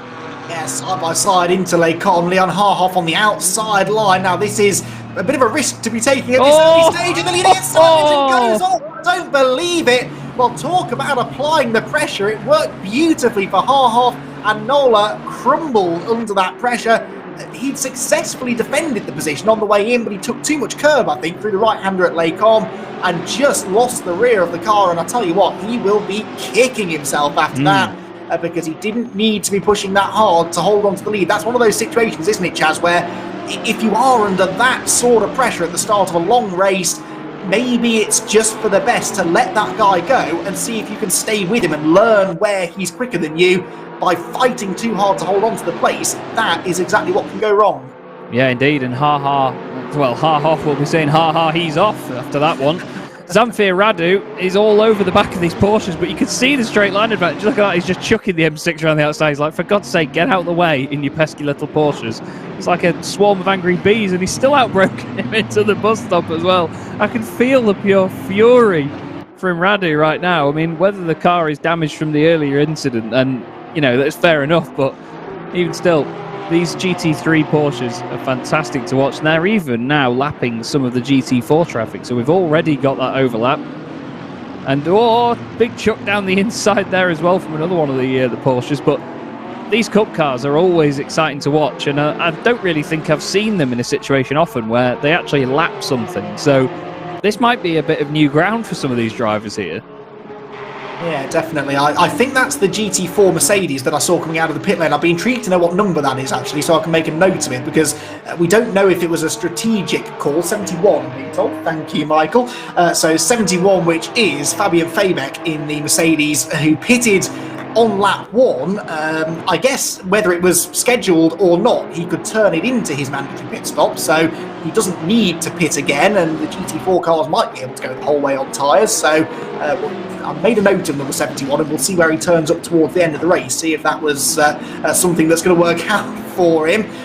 3 different classes here, all in one frame. We've got the GT3 BMW of Radu there going through past the Porsche Cup cars, and then you've got the Lamborghini Super Trofeos in the mix as well, and this is the difficulty. All of these cars are gaining their lap time in different places, but actually at times they're pretty comparable. The Mercedes there of Asta Buruaga goes off the road. Got it right that time, well done Andy. The 34 Mercedes will lose positions now though to some of the Porsche Cup cars, and that's not really going according to the script. These GT3 cars should be capable of getting past these cars pretty easily, but that's not proving to be the case. No, it's quite an interesting balance actually around here. I would have thought that just the Kemmel Straight would be the issue for the GT3 cars, but in all honesty, they're really surprising me at the moment, so keep it up, boys. It's great to see. It always just adds that extra little bit of excitement. You know, it's more for these GT3 drivers to deal with. Here's the barbecue brigade with the Camaros. It's such an odd-looking GT4 car. It really does just look like a budget Trans Am car, doesn't it? This is Jordan Soanes, P3 in class at the moment, with Prahl just ahead. Kitch, and then Hall just behind him. Hall in the Aston Martin, trying to slither its way up the inside. To be fair, it's almost like they designed the Camaro with a ruler, and then they sort of smoothed it out to make the Aston Martin behind. It's like the Aston Martin's like the finished product following it along. But either way, big V8s in all of them, big rear wings on the back.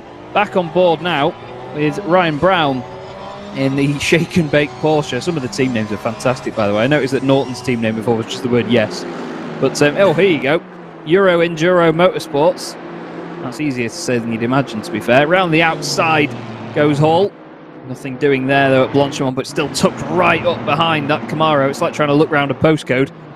It's like when you try and overtake the Bentley. But now down the inside of him, look at that. Wonderful stuff there. That's Kaluza, and he's definitely not going to be a loser after that one. That was a beautiful move. Chucks it down the inside into the bus stop. He says, right, if you're not going to get past him, I'll give it a go. And we often do see that, don't we, Andy, where drivers can get stuck behind another car, and if there's anybody else in the train, they think, just get out of the way, let me have a go. It's the most frustrating thing as a driver. You spend lap after lap trying to overtake someone and then end up losing so much time that the car behind gets past you, and then you sit there thinking, well, that wasn't what was supposed to happen. But we're on board with Ian Hall now, who's got a grandstand view of this battle, and of course he's now in that position where he might be able to capitalise on Kitch and Kaluza in their battle ahead. The Aston Martin right over the curb through Radion. Such a spectacular piece of racetrack that. The car's really on the limit of adhesion over a blind crest in 5th or 6th gear, depending what car you're in. And look at that, Kaluza in the Aston Martin with good straight lines, but it's a very slippery shape is the Aston Martin. But the Camaro a bit better maybe under braking. That nearly caught Kaluza out, and Ian Hall nearly ran into the back of the two of them. Positions stay as they were. But this is, I remind you, for 3rd place in GT4. We're not even 15 minutes into this race yet, and you'd think they were fighting for podium places inside the final 5 minutes of the race. In the lead of the GT4 class, by the way, is still half. After getting that lead away a few laps ago, he's built up a 4-second cushion now over the 187 car in 2nd place of Maximilian Prahl. So it is a Mercedes chasing him down.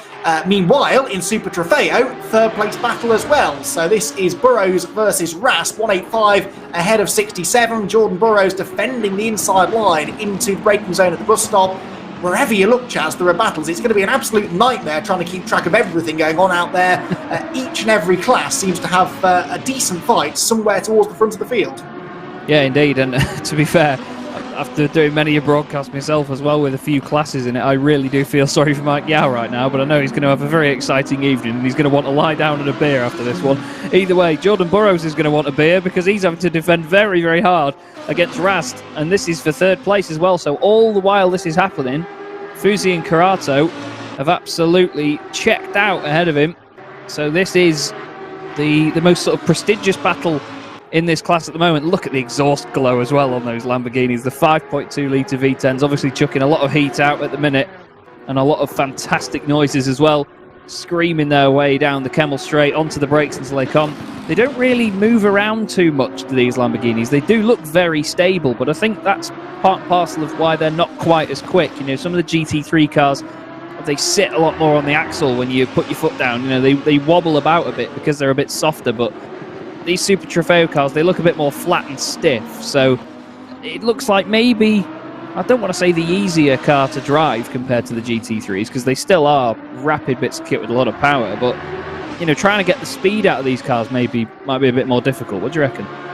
Yeah, I think you're probably right. I think it was Richard Petty of NASCAR fame again who once said that if a car's easy to drive, you're not going fast enough. The loose is fast is the motto, I think, isn't it? And yeah. Sometimes the edgier a car is, actually, the more potential lap time there is to get out of it. And you can set every car up around either of those two principles. You can go for a loose but fast setup to go for ultimate lap times, or you can go for an easy to drive car so that you can have the consistency over a stint and not make too many mistakes. So yeah, definitely we're seeing a bit of variety out there in approach from several of the drivers. 4 Porsches under a blanket here, heading towards Blanchimont. This is within the midfield of the Porsche Cup battle for about 10th place in class, we think. It's the number 7 car at the head of the group, and that is Collard, not that Collard, or the other one or the other one. This is a different Collard, not of British nationality, but running well in 10th position with a horde of cars behind trying to get through. It's Christian Loznov that still leads in the Porsche Cup class with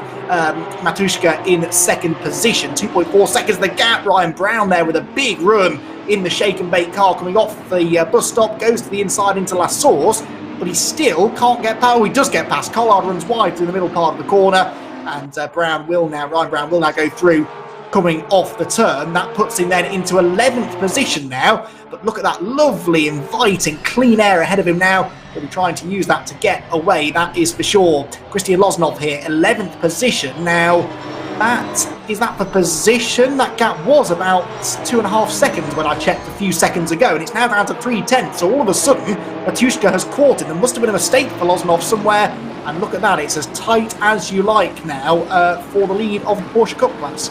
Yeah, Loznov has lost a lot, hasn't he? He's really dropped back. Wondering whether it's just the slightest of mistakes. I mean, corners like Les Combes and Bruxelles, very difficult, as the circuit does sort of float away from you, and especially, as we've discussed, in these Porsche Cup cars, the engine right at the back, they've not got all the natural downforce that a lot of these GT3 cars do, but the Porsche Cup class is actually spread out quite a lot compared to what we expected. I mean, 7th to 8th position has 11.5 seconds between them, so Arts is way ahead of Norton. We look at Landman here, who's, again, look at the orange glowing exhaust, it's fantastic. He's chasing Brown at the minute. Still quite compressed with a few of them here, but the overall spread of that field has surprised me quite a lot. Through the fan chicane again. We're within an hour of the end now, and I really don't know where the first 20 minutes of this race has gone, to be fair. But around Spa, time certainly does fly. It's a lot of fun. But Landman is hoping to land himself a good result, really, and if he's in a fight like this at the moment, it's not looking good for the long run. But again, Andy, we're going to talk about it all the way until it happens, although we may talk past when it happens. Pit stop strategy is going to be big here by the look of it, because we are getting a few groups here, aren't we, that are sticking together?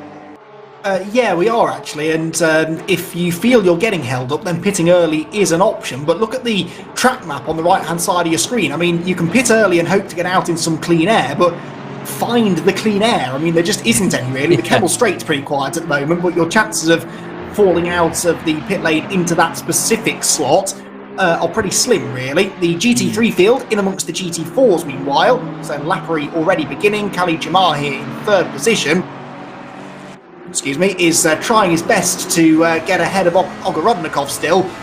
He hasn't been able to do it so far, but this now could be his chance, because Ogorodnikov is opening the door in the traffic and has contact, as if to prove my point there, with one of the Lamborghinis. That was the 444 car, I think, wasn't it, of Mehmet Kara, who immediately tries to get back ahead of Jamar, despite the fact that Jamar is lapping him. It's strange, though, actually, because you'd have thought Ogorodnikov there would be the one that lost out, but having made contact with the car he was lapping, he actually still gained more time than Jamar did through that sequence of corners. It literally changes, not even by the corner, maybe 2 or 3 times per corner, depending on where you catch the slower traffic. You can gain a second or so, or you can lose a second or so, just in the blink of an eye. It's crazy, isn't it? Lap traffic can make such a difference to a race like this, and Mehmet Kara really did become the cork in the bottle there for that battle. But it's just, I mean, that tiny touch that we saw there, if that was a little bit more of a volatile touch, or, you know, if Ogorodnikov didn't quite save the slide, or he overdid it on the exit, that's, you know, completely race-changing stuff for the pair of them. A few tenths here or there, you know, by the end of the race, that could be a big difference, but you never know at this stage, do you? This is Kamil Stempel, who is just chasing down Mita Bonka in the pink machine in front. Through Blanchimont on the go. Wonderful sky here as the sunset. Look at the speed he's carried through there. He's lost it. Whoa. He just had it looked like it was completely gone there. Big wiggle for the Ferrari as all the very patriotic Porsche Cup car behind runs very deep into the bus stop. Bit of lit up rears as well from the other car following him. But wow, Kamil Stempel, he used the difference in pace there, but I think it caught him out by how much it actually came about there, because I mean, it certainly took me off guard, flipping heck. Yeah, that closing speed was certainly enough to focus the mind, wasn't it? But yeah, they thankfully avoided significant contact. I did just spot a Ferrari in the pit lane, a GT3 Ferrari. I'm not sure, again, if that was a a damage-related pit stop or whether this is tactical. Certainly this is a McLaren that's out of position. This is the number 3 McLaren 720S GT3 of Fabio Santamaria, who I'm again going to presume is he out of position because he made a pit stop? No, I don't think he has he? So there's been some sort of an issue here for the number 3 car, which is way down the order, just heading through Pouhon now. Rest of the GT3 field quite some way ahead. 4th place here, 5th place, excuse me, still is the number 13 Aston Martin. This is Nipam Shah, who had been reeling in, actually, Jamar and Naj ahead of him. But again, in traffic, it ebbs and flows so quickly. Just as you start gaining time through one corner, you lose it all in the next corner. He was, in fact, as we joined in there, under a bit of pressure from Nick Baltzar in the orange Mercedes. If you do manage to gain some time on the car ahead in traffic, you really have to capitalise on it immediately, because it won't be too long before they then get the chance to pull back away again. Back to the Lamborghini Super Trofeo battling now then. This is Calvin Brazd in the number 67 car. 30th place overall this, but it is of course for class position. It's the 185 ahead of him of Burrows, who is defending that inside line. Burrows was gaining ground last time we saw him. Now he's having to watch his mirrors to try and defend. Blue flags being waved forlornly, I think, by the marshals. I tell you what, I'm glad they're not real marshals, because if they were, they would have rather sore arm muscles, I think, by the end of this race, because those blue flags, Chaz, are going to be working overtime for basically the next 52 minutes.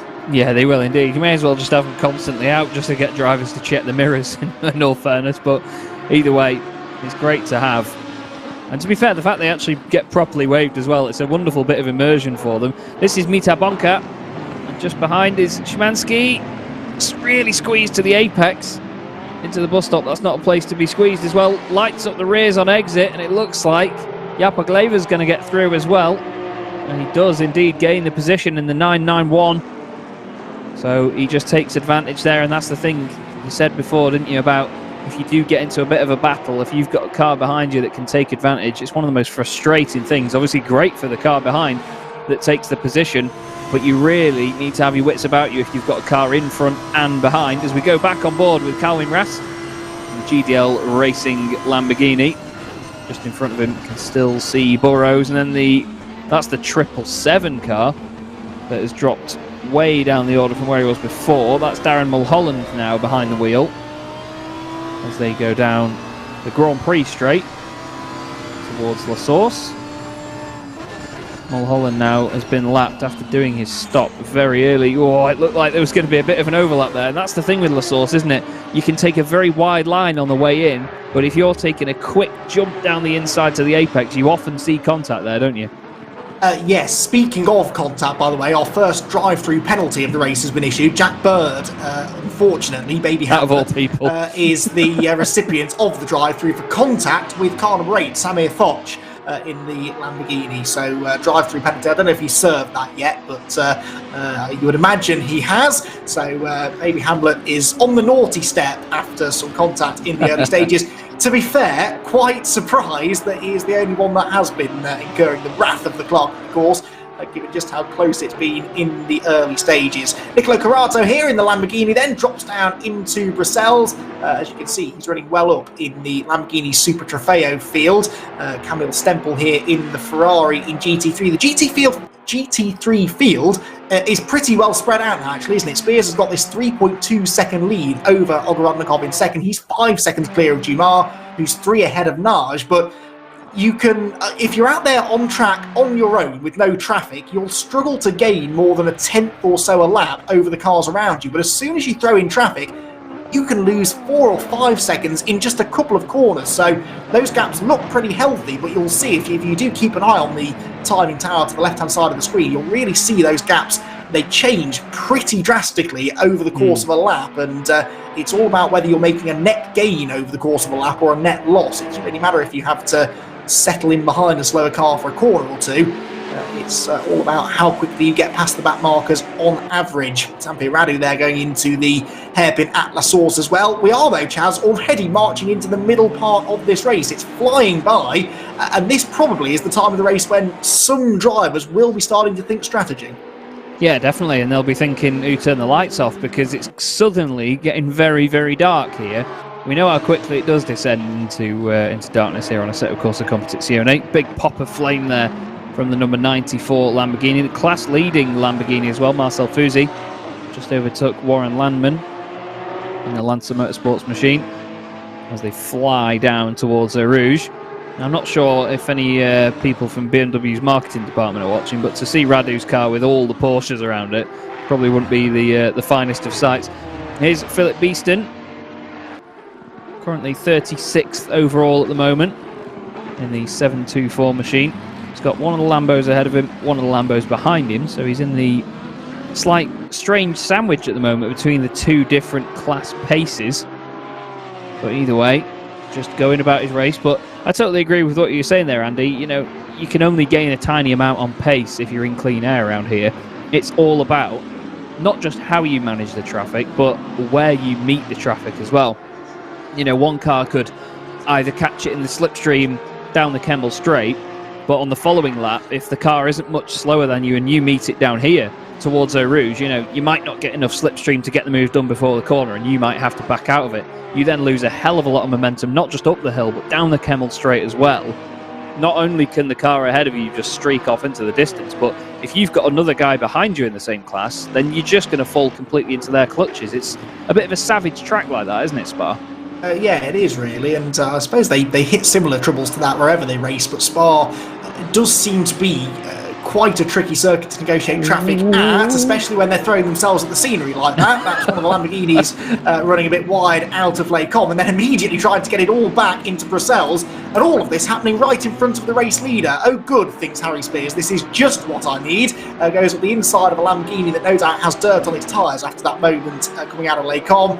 Philip Beeston will be the next target for Harry Spears to get through, and you can see here, case in point, he's going to catch him through the middle of Pouhon, and that's not really the place you want to be negotiating slower cars. Alexander Raab there, we caught a brief glimpse of in the Audi, but we now cut back to the Porsche Cup, where the battle for third place is just negotiating some GT4 traffic here. It is Alexander Draycott who has third, but Chaponga there. Oh, there's a car off, actually. They just passed someone. It's the number wrong way. Number 100. Now, who was the 100 car we're here? That was Lozanov. That was Christian Lozanov, the race leader in Porsche Cup, has just gone off at the top of Radion, and I've no idea what happened there, Chaz, but that is major, major drama of all of our class leaders, really. He was the one that seemed to be keeping things best under control, but even the best can make mistakes. They can indeed. Just because you're in the lead of the race doesn't mean that you're immune to having a moment. I mean, we saw there, didn't we, as these Porsche Cup cars went past the McLaren, there was a very lively moment, what they would call a Code Brown moment, as the Porsches went either side, proper zonted him. But the McLaren was out of shape, nearly a big bit of contact, but we are continually mentioning how these cars float around the circuit. You know, they're not as planted as the other cars out there. So Radion and Eau Rouge is literally one of the scariest complexes to go through in these machines. And I mean, to be fair, Mita Bonka doing all that while he's under pressure. Big slide, there it is. It shows you Jappe Glever's going to be laughing his head off, going, what is this man doing? But to be fair, he's going to be feeling the same. If he was to try and push to make a move, then he can overdrive it as well. Now look at this, you can see just from the way Mita Bonka is going through this traffic now, he knows he's under pressure. Jappe Glever's thinking, right, I've got him here. And this is the thing, if you're the following driver and you can pick up that the driver ahead of you is a bit flustered, you can just bury them, can't you? You can just have it. We do have a replay here though, Andy, of the race leader going off.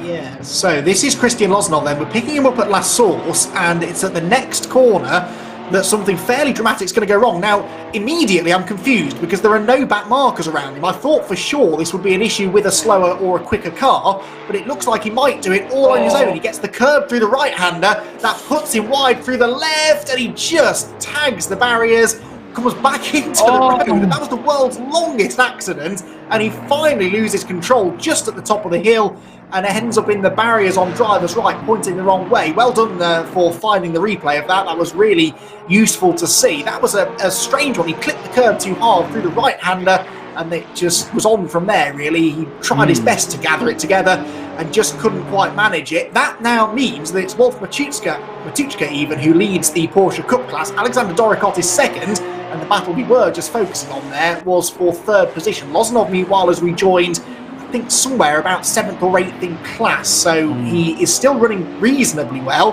and we know he's got good pace, but I'm not sure, Chaz, that even he can dig himself out of that hole.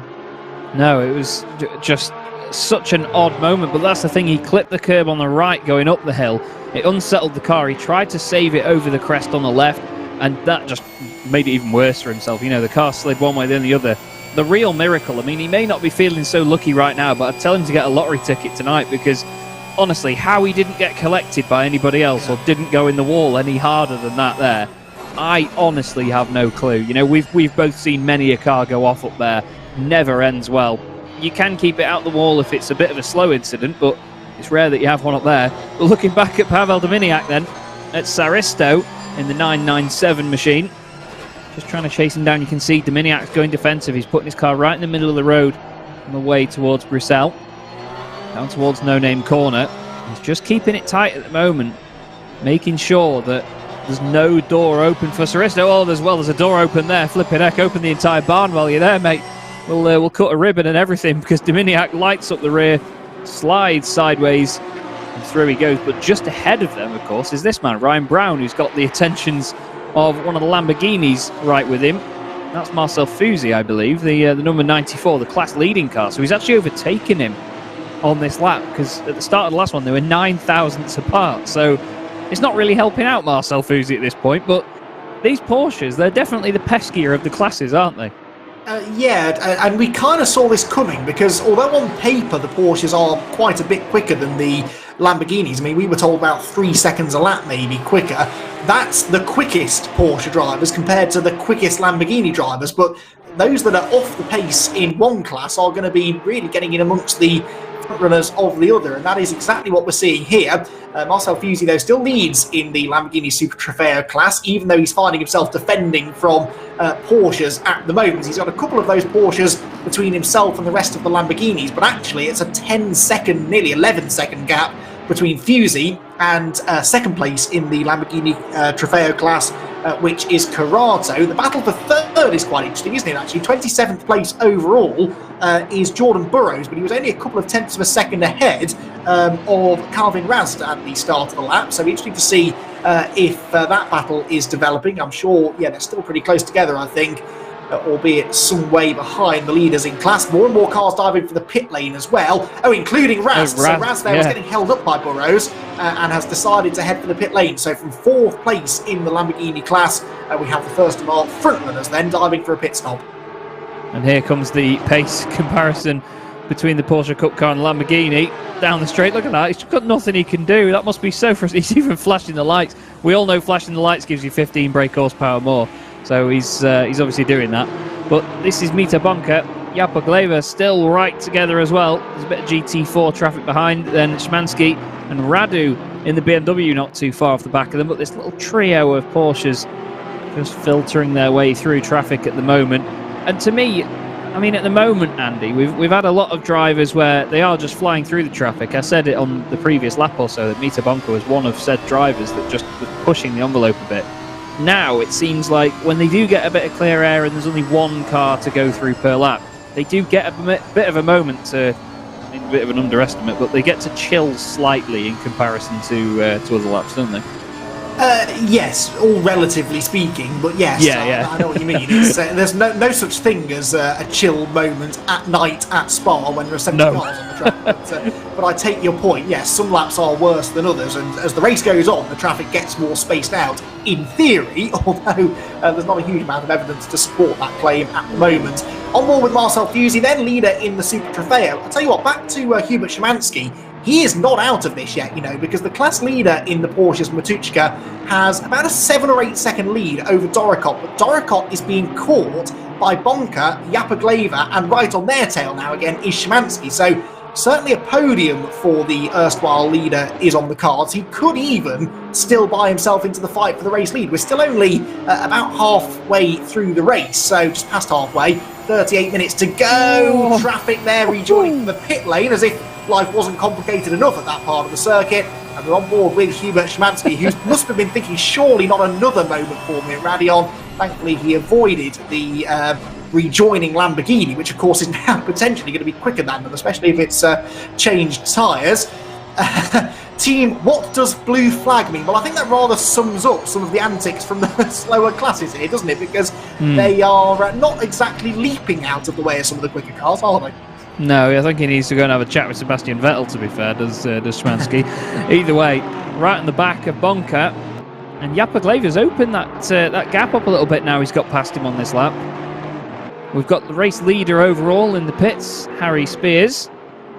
So he's going to be taking some, well, at least fuel, obviously, but whether he'll be taking fresh tyres or not, we'll have to see. Ogorodnikov down the hill then into a rouge. This is the moment now where Ogorodnikov needs to get these laps in. He's got a relatively clear track in front of him. Whoever decided that that's a safe pit exit, I don't know.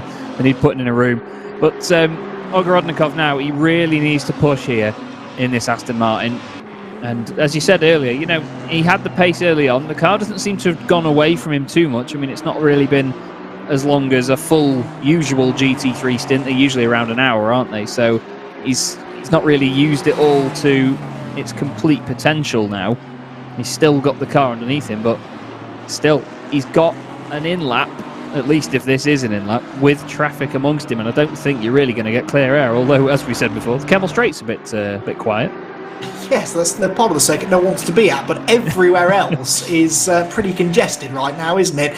So Ogorodnikov then takes the race lead by virtue of Harry Spears pitting. Also in, by the way, was the number 17, wasn't he? So that was Jumar that was in. Kali Jumar from 4th position pitted. So 2 of our top 5 cars in the pit lane.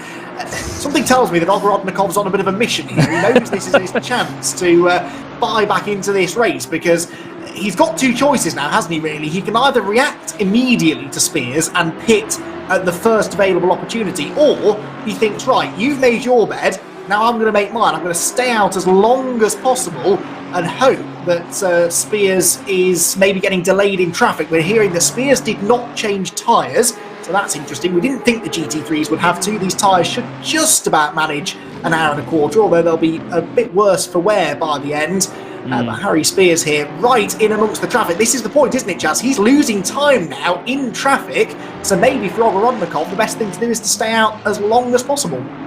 Yeah, indeed, and you know, the phrase "send it" comes to mind with Ogorodnikov on that previous lap, and he has continued on, so he might have just got into a bit of a rhythm here. I mean, it looks like he's got a bit of clear air in front. There's cars in the pit lane, but I mean, all the way down to Rouge and Radion, there's only, 2, maybe 3 cars between him and some more clear air.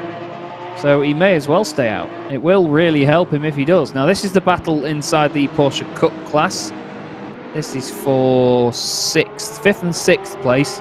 Arts and Norton. Ben Norton's team name, just the word yes. So do you think you can get past him, Ben? Well, yes, of course.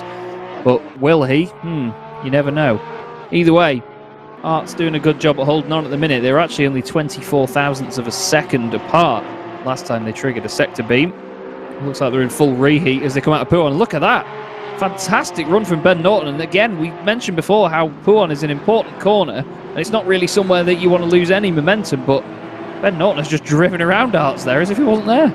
Yeah, it's all about momentum, that middle sector, isn't it? If you make a mistake somewhere, it can hurt you for the next 2 or 3 corners, because one corner flows directly into the next, and then the next, and then the next. And it's what makes this circuit so much fun to drive. It's why it's a real driver's favourites, because those flowing corners obviously are fairly enjoyable to drive when you get it right. When you get it wrong, it can be incredibly frustrating because you just lose armfuls of time. Norton way off the road on the grass going into Pouhon. That's not something you want to do too often, and he was very lucky to get away with it. But look at the advantage he gained from doing that. That was a brilliant example of risk versus reward. He decided that if he took that big risk and went round the outside, he would gain a big chunk of time on the cars around him. But if it went wrong, it could have gone really badly wrong indeed. Now, speaking of going wrong, Zamfir Radu's BMW in the pit lane here with damage to the front of the car. He's already had a spin in the early stages, and we think that he's had another bit of contact now, so he dives for the pit lane for his mandatory stop, back towards the front of the Porsche brigade. Now, this is for second place. Alexander Draycott, third place, excuse me. Yapagleva and Mita Bonka have swapped positions, so Yapagleva into third place, but there is no sign here, is there, of Hubert Szymanski. So I think that he must have pitted just to get out of this queue. So he was about 4th or 5th at the time as a real dive bomb move takes place into Brussels. You can see why Szymanski wanted to get out of this battle, can't you? Yeah, flipping heck. That was mad, that. Absolutely mad, that. Big send down the inside into Brussels. Doesn't always work. And this is what's happened to Radu. Oh, and he's hit. It's Radu and Radion again. That's not a corner that he'll be too much of a fan of after this evening. Japa Gleva in the 991 machine has gone through, and that was Matuszka, I believe, that was going slowly there. Michael Hamlet just saying he's got damage, and Mita Bonka and Matuszka both in very similar looking cars, but I think it might have been Matuszka that they overtook. He's not actually triggered one of the sector beams yet, so yeah, he can barely turn the car, and he is starting to drop down. So Draycott now, I believe, might have taken the lead. And oh, again at Radion, Andy. It's a bogey corner for a lot of people, but I mean, risk versus reward, like you said before. So easy to lose the car. That's a big one, that. Exactly the same thing. Oh, and he collects a GT4 Aston Martin as well, just for his troubles. But that is 3 accidents we've seen now at that corner that have all been caused by the same thing. That's exactly what happened to Radu. He took too much curve through the right, and it really sends you off the road. And look at the damage there. You can see he's more than a little bit left-hand down, isn't he? Tried to keep the thing in a straight line. He'll limp back around to the pit lane. But what a brilliant time it was for Hubert Szymanski to pit, because he pitted just as it all started kicking off in the lead group for the Porsches. So he hopefully has avoided trouble since he came out of the pit lane, and now might just be able to get back into contention for the win. There's Lamborghini in the wall to the right, and the 2 GT3 Ferraris, one of which we ride on board with, that being Kamil Stempel, just about managed to avoid. I think that was that Carato. No, it can't have been. It was another one of the Lamborghinis, wasn't it? That must have been a lap down potentially. He bounced off the barriers there. I did spot a couple more of our leaders were pitting as well. I think Patrick Nage has been in the pit lane now as well. Still no sign of Ogorodnikov pitting, so he stays out as long as he can. I think that is now his strategy. Let everyone else pit and trip over each other in the pack. And as whilst he's got clean air, he might as well try to take advantage of that. Matuszka is in as well. That's not a huge surprise after the issues that he's had. So we ride on board with Kamil Stempel here in the Ferrari. That is this is 4th position actually. That is the number 199 car ahead of him, which is Luca Ziege. Pair of Italian stallions, the Ferrari 488 GT3 Evos here. Head through Blanchimont, more Italian machinery ahead, while the Lamborghini Super Trofeos stays to the right-hand side, lets them both through. These 2 cars have pitted, I believe, so this is a fight for position. We're not quite sure where they're going to shake out in the order. We'll have to wait until everyone else has made their stops, but good battling continuing here, even now as we approach the final half an hour. I can't believe how quickly it's gone already. It's unbelievable. I believe it was Darren Mulholland in the 777 Lamborghini. He was going particularly slowly towards the latter end of the lap after the no-name left-hander. I think he's just coming into the pits as well, potentially. Yes, here he is. He's just, well, his team name is Das ist Good, but no, definitely not. Unfortunately, oh, Kamil Stempel there, having a real moment over the top of the hill. Scary, scary stuff there, but it looks like Alexander Draycott now is definitely in the lead of that Porsche Cup class, so he'll be pleased with that. But I'm actually surprised that even in the overall order, how much it's been shaken up here. It's bonkers, literally not meter bonker, but it is bonkers how much it has been shaken up here. And I imagine as a driver, it's probably very confusing because obviously these drivers know the system in and out, so they know what to look for in terms of who's in the same class as me and who's doing what, who should I be racing. But at the same time, if you're one of the Porsche Cup cars and you come across a GT3 car that's slower than you, are you going to hold back from it? No. You know, they're just pushing so hard, aren't they? It's just incredible to watch. I'm really, really enjoying the dynamic of this, and it's intriguing to see what can come in the future from this.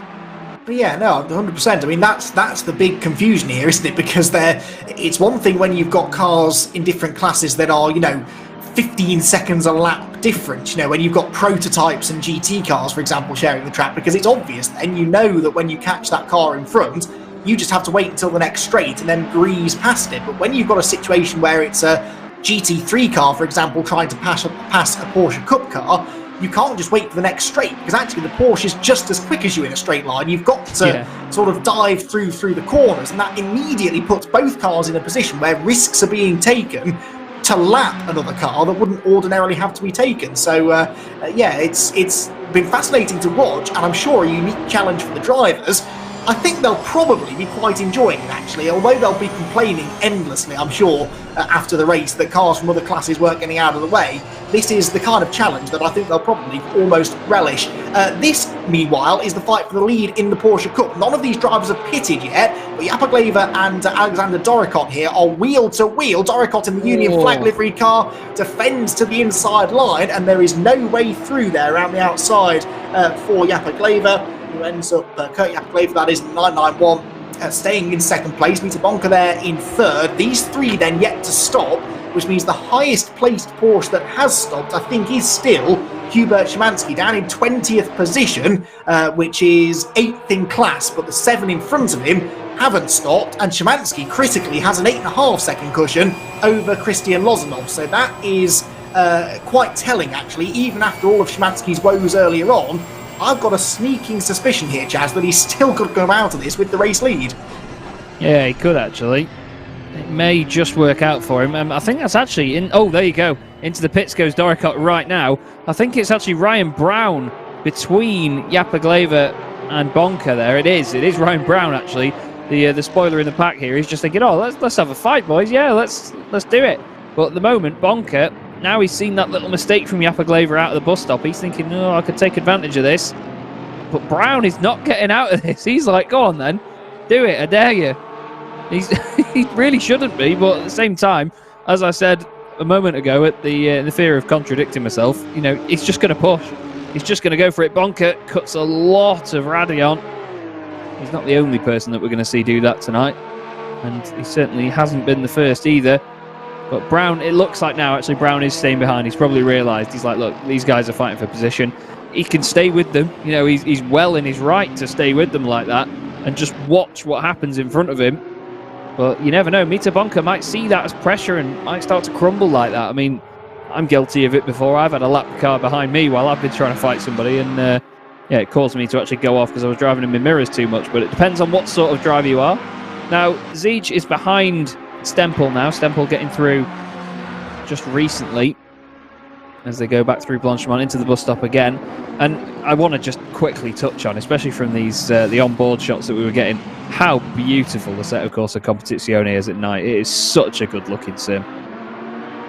Yeah, it looks, I touched upon this on the grid walk, didn't I? It looks like a real thing. I mean, especially at night, the way the lighting works is really incredible, actually, incredible detail. And yeah, you could be tricked into thinking this was the real Spa 24 Hours or something. Now, big breaking news. I was just about to ask our wonderful director if we could see where Alexander Draycott came out of the pit lane in relation to Hubert Szymanski. Well, it matters little because Draycott has been given a stop-and-go penalty for, I think I heard there, speeding in the pit lane, was it? Oh, yeah. So that presumably is on the way into the pit lane. It's quite easy to do. You really want to try and get on that speed limiter as late as possible. And so Alexander Draycott, there he is, look, who did come out ahead of Szymanski. Has he just thrown away the race win? Because he, I think, would have come out of this with at least a top 2 position in class, maybe the race lead once the pit stops are all done, and we're inside the final 25 minutes now. That could be a critical mistake, certainly not one that he'll be able to come back from, and given where he's come out of the pit lane, all the more frustrating. Yeah, definitely, and with how long the pit lane is here as well, that is a massive, massive stop-and-go penalty, so he's going to be absolutely gutted. I mean, the gap is at least 30 seconds, well, I'd say around 30 seconds, actually, back to Szymanski, so he would have been pretty safe where he was, to be fair, but like you say, it's these tiny margins, isn't it, that these drivers deal with. We see it in all forms of racing, whether it's, you know, a half-hour sprint race or a 4-hour endurance or even a 24-hour endurance race. If you get a penalty, it can massively mess with your time and it will really, really upset you, and I'm not going to be surprised if it's upset them. Nick Balzar going to be getting a bit upset with his Lamborghini in front of him at the moment as he just tries to filter his way through the traffic. That was Jack Bird, I believe, in the 53rd place machine. the number 29 car, very bright fluoro yellow. You're not going to miss it when it's lit up. But Balzar's been a bit under the radar at the moment, hasn't he? Oh, as he squeezes around the outside of No Name. He's been a bit under the radar so far in this race. Strongly sat in the top 5. And to be fair, not putting a foot wrong here, just not quite on the pace of the other guys. He has pitted, but he's nearly, through the last sector, he's nearly 23 seconds off Harry Spears. So just shows how quick those top couple of drivers have been, doesn't it? Yeah, but Balzar has pitted. So interestingly, he's come out of the pit lane ahead of people like Naj and Jumar. I'm not quite sure how he's done that, but Balzar is the second highest car in GT3 that has pitted, and I think there's only one car that's really going to come out between him and Spears, and that should be Ogorodnikov. So third place should be in the offing here, maybe, for Balzar. So flying under the radar, maybe, but that is a tactic that's working quite well for him. I caught a glimpse of Harry Spears there as he went past Wolf Matuchka and heads into La Source corner. I'm getting some information now about Balzar's pit stop. It was 13 seconds quicker than those that I said he gained an advantage on. So what do we think, Chaz? Was that the difference between taking tyres or not? We didn't think the GT3s would need tyres, did we? Either that or he's not going to have enough fuel to the end. Yes. But either way, that's... I mean, we usually see, 1, maybe 2 seconds difference in pit stops, but that's a big difference. That's definitely something fundamental there, like tyres, for example. We've actually just had Raab going past Troquet a little bit further down the order, but yeah, interesting to see that and a potential podium for him. I say further down the order, you know what I mean. Raab's second place now, or theoretically he's going to be second as things stand. Spears, the highest placed car that has pitted, 46 seconds off the back of these guys. Now I'm intrigued by the livery on that Audi. It's a very pretty looking car, but I believe that's a livery similar to the launch livery they did on the GT2 version of the Audi R8. But to be fair, Tim Troquet doesn't care. He's looking at the back of it at the moment, just thinking how he can get around it. As it, whoa, around the outside of Blanchimont, that's a place to try it. But, I mean, we said before, didn't we, about putting the pressure on? That's one way to do it. It scares the life out of anybody. Yeah, but I know this isn't real. I know this is only sim racing, but still, that takes some bravery, doesn't it? Because that's your race over. If that goes wrong, then the entire last couple of hours of your life were a complete waste of time because you're not going to get any further in the race. And Alex Say it how it is. Well, I mean, you get towards the end of the race like this and you just want to get to the end. That's my attitude anyway. Oh, yeah. And that's why I'm a commentator, not a racing driver, because I would back out of those moments, and these guys very much don't. And I'm very happy for that because it's thoroughly entertaining to watch. But I was falling off my seat in excitement then as they went wheel to wheel into Blanchimont corner. This, by the way, is now the fight for the race lead because the leader is in. So this is the pivotal moment in this race, really. Igor Ogorodnikov in the pit lane. Where will he come out in relation to Harry Spears? There were only a few seconds between them at the start of the pit stop cycle, but they've been on these two very different pit strategies, with Spears pitting several laps earlier. There is Spears. Now, I think that Ogorodnikov has come out ahead. Now, was this a difference in tyres again? Has Harry Spears... No, we know Spears didn't take tyres. So this is just a really quick pit stop for Ogorodnikov. He's already at Radion, and Spears is only at the start-finish line. So given the fact we know that Spears didn't take tyres, where on earth has Igor found that time? That's crazy. It could be fuel, as Michael's saying now, because, to be fair, with the difference in how late in the race they've pitted, you've got to think it's probably half the amount of fuel now that they'll need to make it to the end. It is going to be pretty much a splash and dash. So when tyres aren't the difference, because this isn't a massively long race, it's still just over a normal stint in these cars, that could be all the difference here. And yeah, as Mike's just said as well in the commentary booth, the jump at the start that he had, being so much lighter on fuel, could have really helped out with Harry Spears, but he's had to take more in the pit stop to make it to the end. It's like a reverse of each other's strategy, isn't it? You start light, but you gain more, or you start heavy and then you take less later on. Yeah, that is actually a really good point from Michael Hamlet there. Yeah, I hadn't considered the possibility that they wouldn't just fuel to the end from the start. They obviously decided that either they couldn't make it the full distance on fuel, or that it was going to cost you so much time running with a full tank the whole race that it was worth starting light and fueling midway. So that is what's made the difference. We'll get the gap for you as soon as we can between Ogorodnikov and Spears. We'll see what it is at the end of this lap. But Ogorodnikov, you can see, is in third position, 9.1 seconds. So 9.1 is the starting point. And given the fact we know they're both on the same tyre strategy, it ain't going to be easy here for Spears to take that sort of time out of the man that was, after all, fastest of anyone in qualifying. Now, there are still a couple of GT3 cars still to factor into this. Alexander Raab is in now in the Audi, so having been terrified at the aggression being shown by Troquet a lap ago, he's decided to get out of Dodge and pit and get away from Troquet, let him just enjoy his craziness on his own in the darkness here at Spa. So Troquet now one of the last GT3 cars to pit. The question is, though, where does the Audi of Raab come out in all of this? Because he, I think, has probably gained out of a later pit stop, as we've been saying, a shorter pit stop that should mean. Can he maybe join in this podium battle now? We'll find out in the next few seconds. And another thing to think of here is if these drivers are calculating it to be litre perfect, as in it will get them right to the end, it depends on when the leader crosses the line and whether they get another lap out of it, because it's a long lap here. Over 2 minutes in the GT3s. So an extra 2 minutes of fuel could be quite the difference in the pit stop. So I'm intrigued to see if we get anybody running out at the end when they've just calculated it as if they weren't going to get the extra lap. Because you could go to the point where, you know, the leader would cross the line with 1 second left. You know, you'll go 2 minutes and a bit more over the planned time for the race. So if that happens, some of these guys, I reckon, we will see run out of fuel in the last lap. As we go back to the Porsches, now this is Brown ahead of Dominiak. Now this is for position this time. Last time we saw Brown with another car on track, he was a lap down, but he's not so unfortunate here. He's actually the car in front, and to be fair, it looks like a bit of a safe distance at this stage, Andy. Yeah, looks like it for the time being. I'm intrigued to know whether all of our Porsches have pitted yet. I think they might have done. We'll see if we can look a bit further up the timing tower in a moment. We can see Hubert Szymanski there at the top of the tower, who we know has pitted and we know should be somewhere in the conversation for the race lead. GT4, we haven't really touched on a huge amount because there's been so much going on elsewhere, but this is James Batty in the number 47 McLaren. One of several drivers still yet to stop.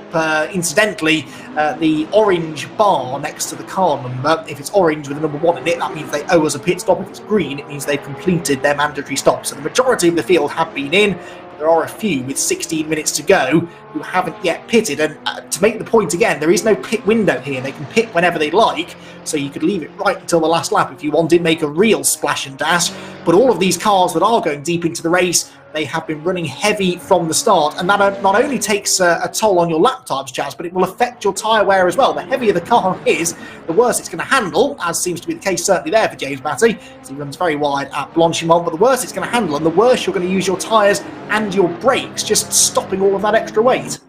Yeah, it's an interesting balance with some of the cars, though. From what I've heard before, as James Batty nearly goes into the end of the pit wall there on the way in, he cuts it very fine.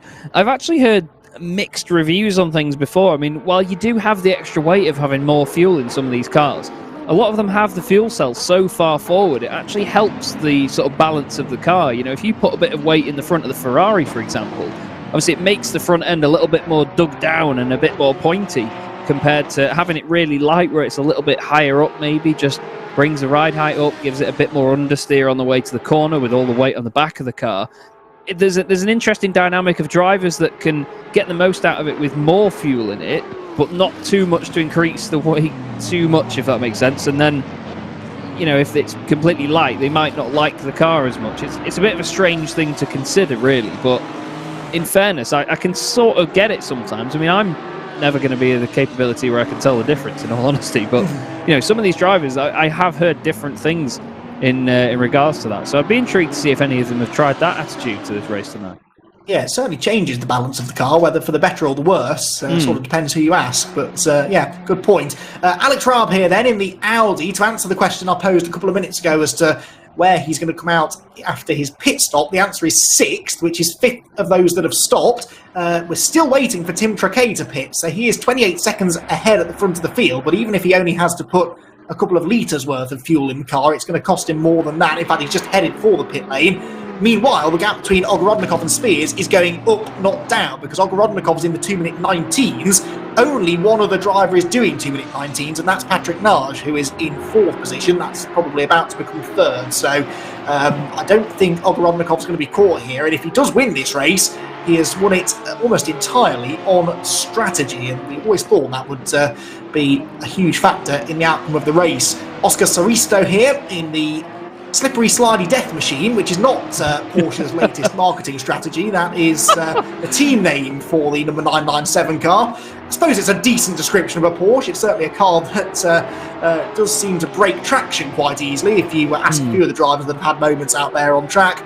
But Saristo has actually been one of the few that we haven't seen getting involved in too many shenanigans, so he's handled that power well. He's actually in a battle here with Marcel Fusey, who is the lead Lamborghini Super Trofeo car on the track.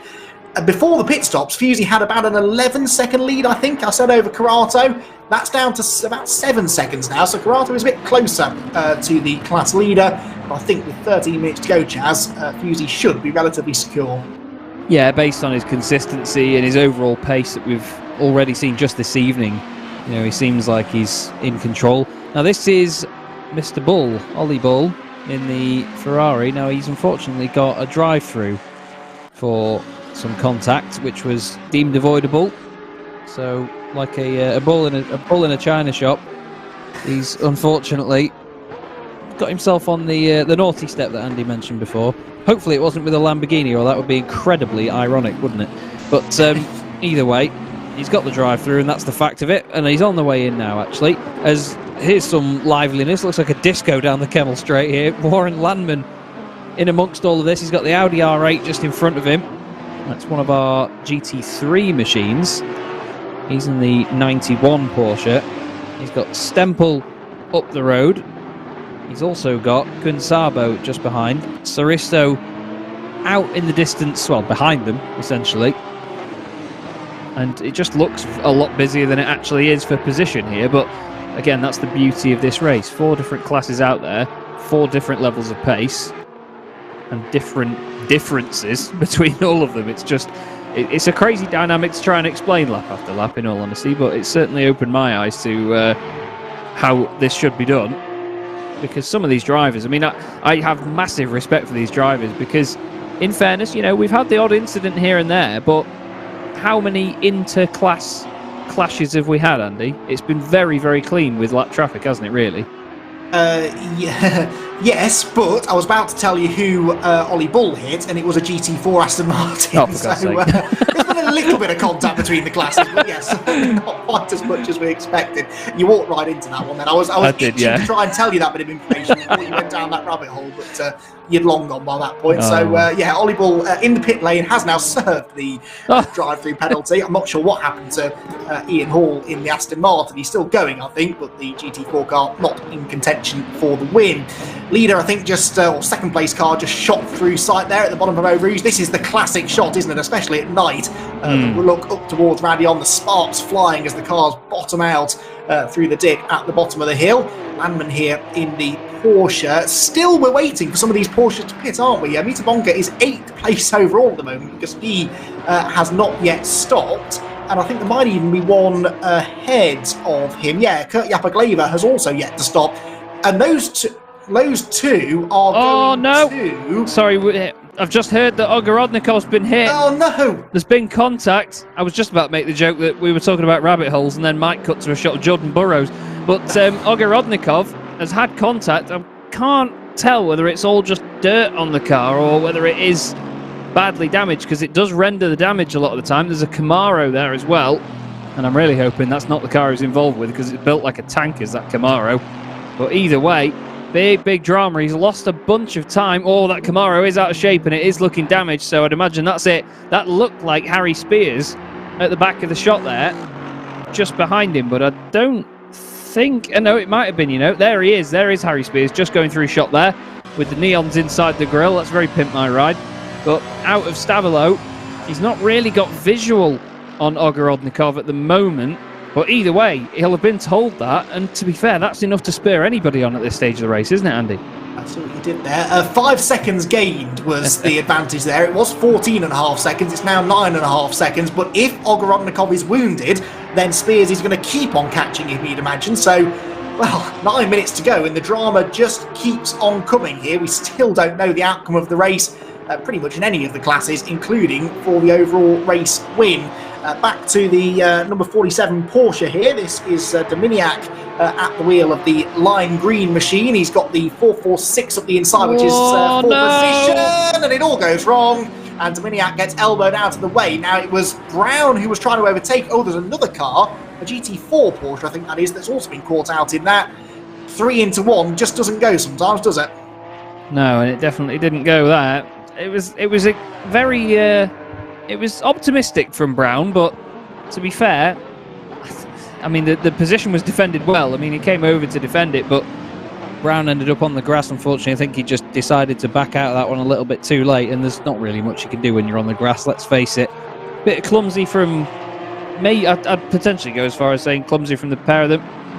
Oh, Tim Troquet's game has apparently crashed on the pit exit as well, which is a real nightmare, but I mean, we've not discussed this before, Andy, so we'll do this live on air, but we always tend to, in the sim racing world, we attribute hardware failures, software failures like that to like an engine failure or a mechanical failure in real life. It's the best way to simulate it, I suppose, isn't it?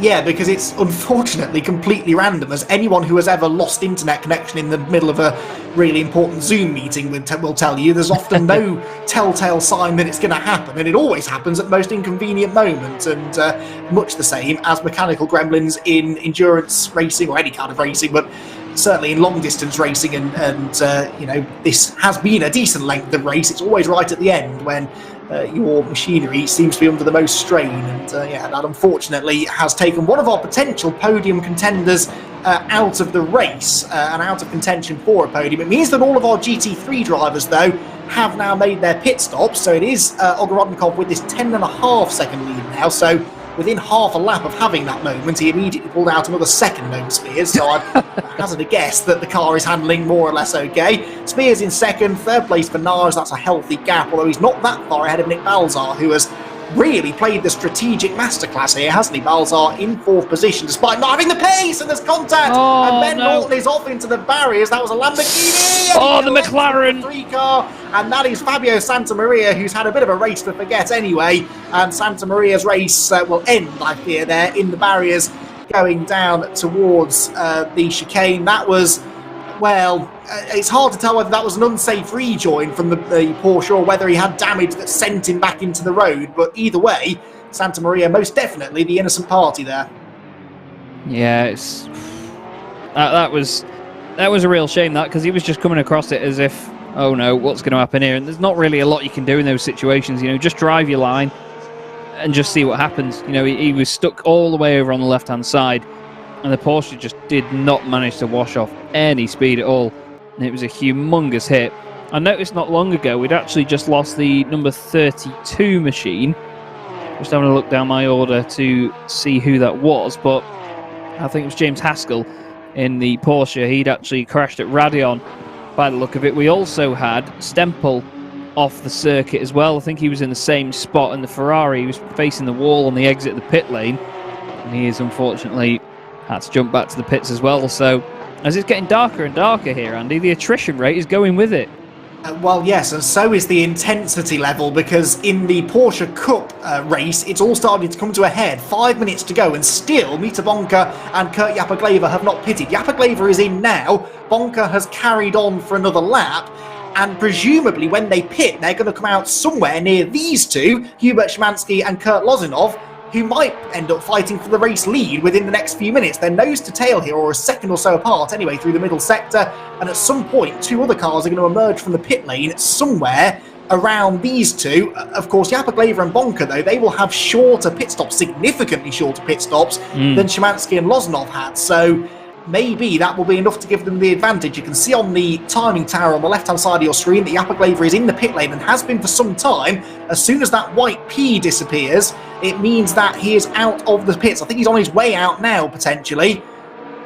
Oh, he's just pulled into the box, I'm hearing, so they've got a bit of time. This is going to be really, really tight, and all the while, Lozanov and Szymanski are catching each other. So how is this going to work out? Through Blanchimont, there's a back marker in front of Szymanski, one of the Camaros that he almost shovels out of the way. No! And off the road goes Szymanski. He gets elbowed off by the Camaro. That will cost him a place to Lozanov. Where is Lozanov? There he is. He will rejoin, and there is Kurt Yapaglaver. So it doesn't matter anyway. Yapaglaver has come out after that super short splash and dash, which is not easy to say. He comes out of the pit lane a long, long way ahead of Lozanov and Szymanski. But that, Chaz, looked a little unnecessary. Yeah, I'm not sure I'm not sure whether it was a part on the Camaro going to the left to sort of say, no, I'm going to block you, which I hope obviously it wasn't, but to me, it was potentially he was sort of going over to the left thinking, have the inside line. If you're that desperate to get through, I'll get out of your way. But it's just that miscommunication, they're not all talking to each other at the same time. You can't get that information across that easily. And it was just a real unfortunate one. They both continue, which they're both very lucky to do so, into the bus stop. They both managed to save it, keep the cars pointing the right way. As Dominiak turns into a Domaniac around the outside of Blanchimont, flipping out. One thing I did want to mention, we've only got 3 minutes this race, I can't believe it. But in the Porsches, obviously, tyres are a bit more of an issue than they would be in the GT3 cars. As there's Brown off the circuit now at the final corner. He's at a moment. But in the Porsches, staying out is a bit more of a risk because of the tyre life. But either way, it doesn't look like they're even changing, to be fair. With the track being nice and cool, doesn't seem like that's a problem. But still, lots of variables to consider, even with 2.5 minutes to go, mate. There is Mita Bonkaluk in the pink Porsche. I need to put my teeth in, don't I? The pink Porsche, which is making it stop right at the end of the race. Now, he was running not that far away from Kurt Yapaglaver, and we know Yapaglaver's just pitted. So that now, I think, is going to become the battle for the race lead in the Porsches. This, meanwhile, is for position. Dominiak in the yellowy-green car, losing out there to Alexander Draycott after his drive-through penalty. So Draycott fighting his way back, but we need to see where Mita Bonka is going to come out of the pit lane in relation to Kurt Yapaglaver. That could be the deciding factor, because with so little time left on the clock, you sort of feel that the positions they're in after the pit stop are more or less going to stay static now. So where are they on the track? We're waiting for news as to Mita Bonka's pit stop being completed, as we follow a battle here for about 7 He's or 8 on the way out. maybe further back in the Porsches. Bonka, we think, is on his way out of the pit lane. The question is, though, where is Kurt Yapaglaver in relation to him? This is going to be really tight. Yapaglaver's done it. I was just hearing from Michael that he's done it. The 991 is already halfway down the Kemmel straight. Ooh. And Bonka, oh, hello. Well, that's not what you want for Draycott. It's getting a bit messy, isn't it, here at the end? Everyone's a bit desperate for those positions. Draycott will be fuming with that. He's not carried on. Still parked in the gravel. But here is your overall race leader, Andy, on his final lap now. The wonderful Aston Martin that we were discussing earlier, Igor Ogorodnikov. And I hate to say I told you so, but it's been a mega fight between him and Spears. But what a strategy by this guy. Oh, and we're hearing that Yapaglaver from the lead of the Porsche Cup has just gone off the road. He's had a moment. He's still on the track. This race will not let us relax, will it? Right down into the final 40 seconds. I think he's got away with it, but that was a heart-stopping moment. We think he has made contact with the wall, but with a 5 and a bit second cushion over Mita Bonka, he should be okay.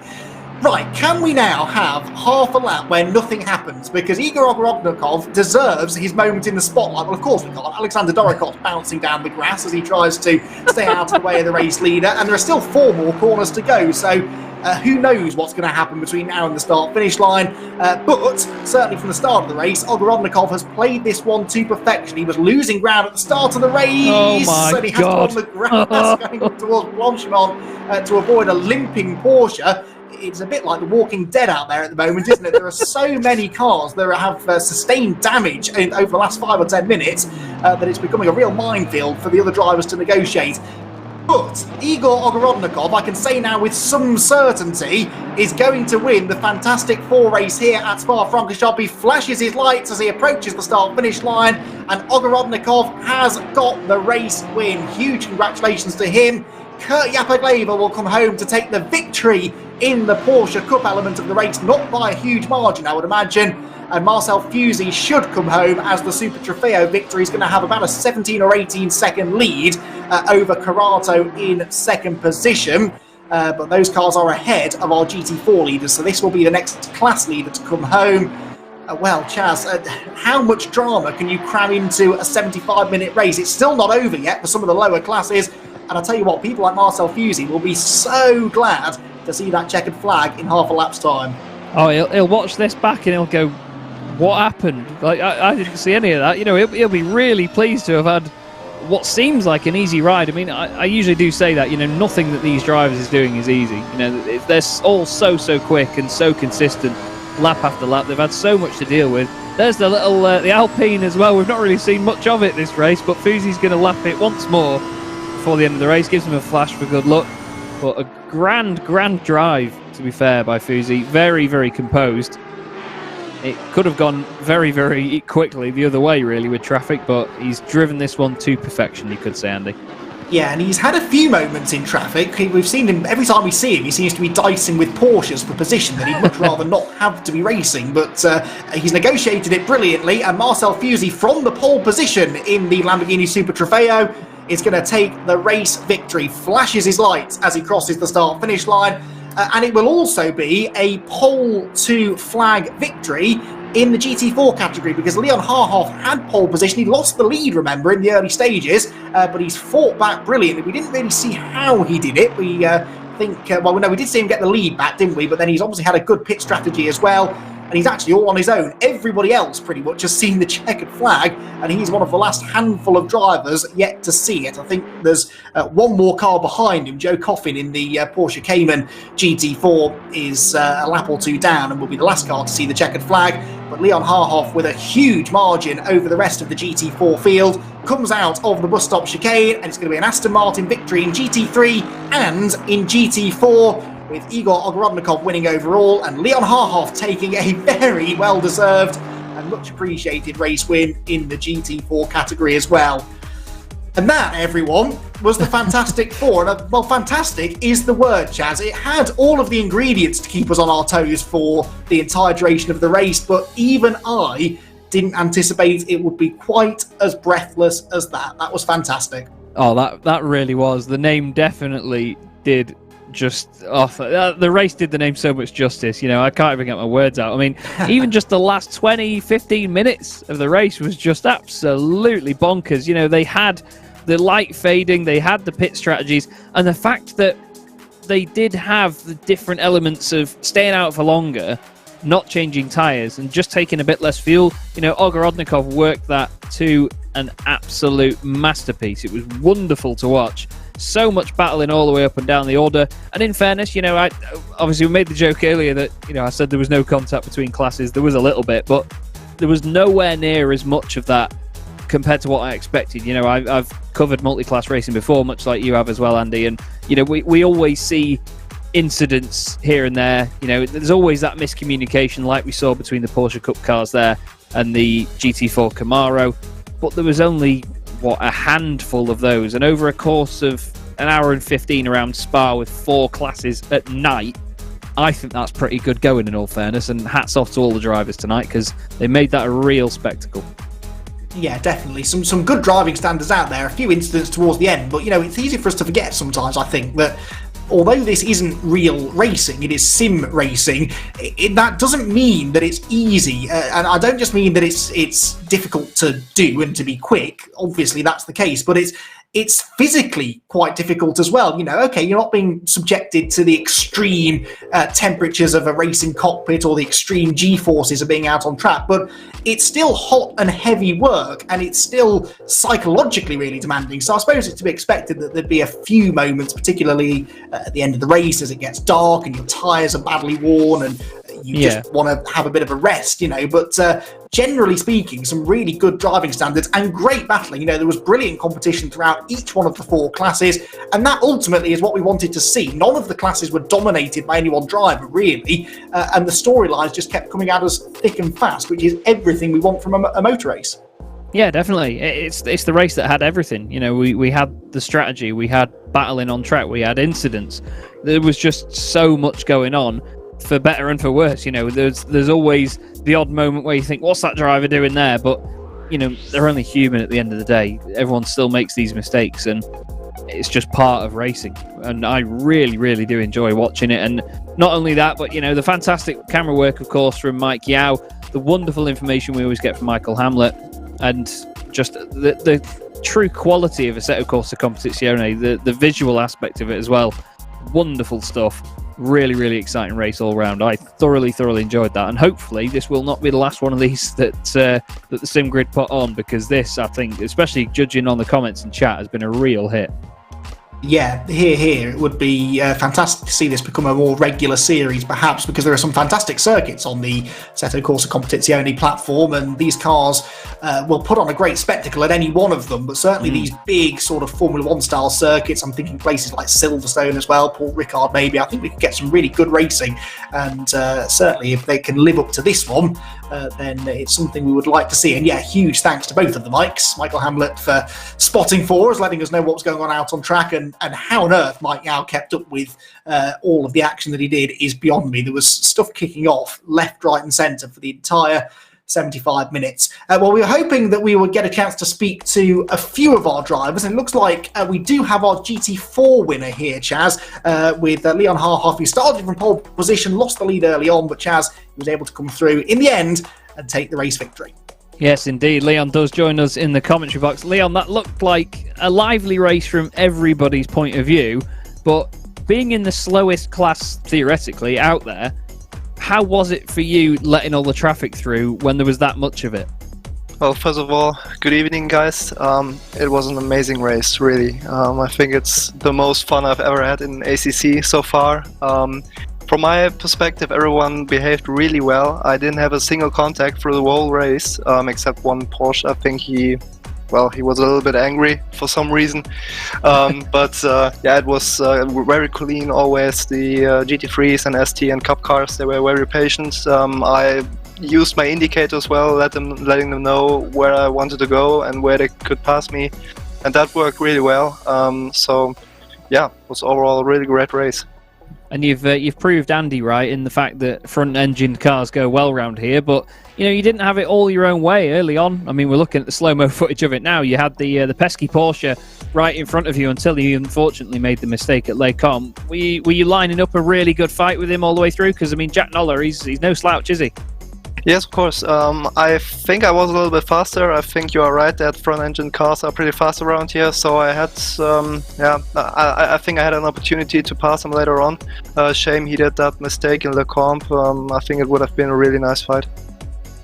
And what was it like at the end of the race with the conditions going down? Obviously, the tyres wearing out. You've got less and less fuel in the car, but it's also getting darker as well. I mean, did the light make that much of a difference around here? Because I always hear drivers say one or the other with lighting in the sim, because visibility obviously is probably the most important thing really to see where you're going, but you know, everyone has different monitors, different settings and so on.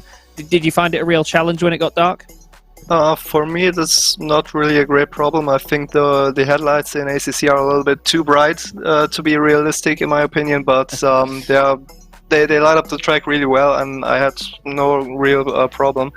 Main issue was really, as you said, the track getting a little bit colder, and my tire temps and my pressures were not really correct in the last laps. It was just a matter of bringing the car home and celebrating afterwards. Well, I imagine there will be a lot of celebration as well. Coming into this, when you saw the entry list and the drivers that you were with, did you have the confidence to win it straight off the bat, or was it a case of just go through qualifying and see what happens? I expected something like P5, to be honest. I know there were a lot of really fast drivers in this class today, but to be honest, a lot of them I didn't really know, so I had no idea where I could line up.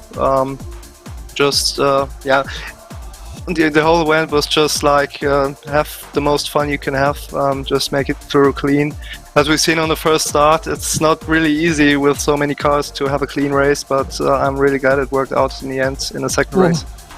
We've just seen the slow-mo footage there of the 334 Aston Martin flying across the front of your car down towards La Source. I mean, scary moments like that partway through, we didn't see too many of them, but I think a lot of the time the racing was very, very clean. You mentioned there that you didn't really know a lot of the drivers that you were going up against before the race started. Did you find that as something really exciting to look forward to, or was that a bit worrying because you don't quite know who you're up against?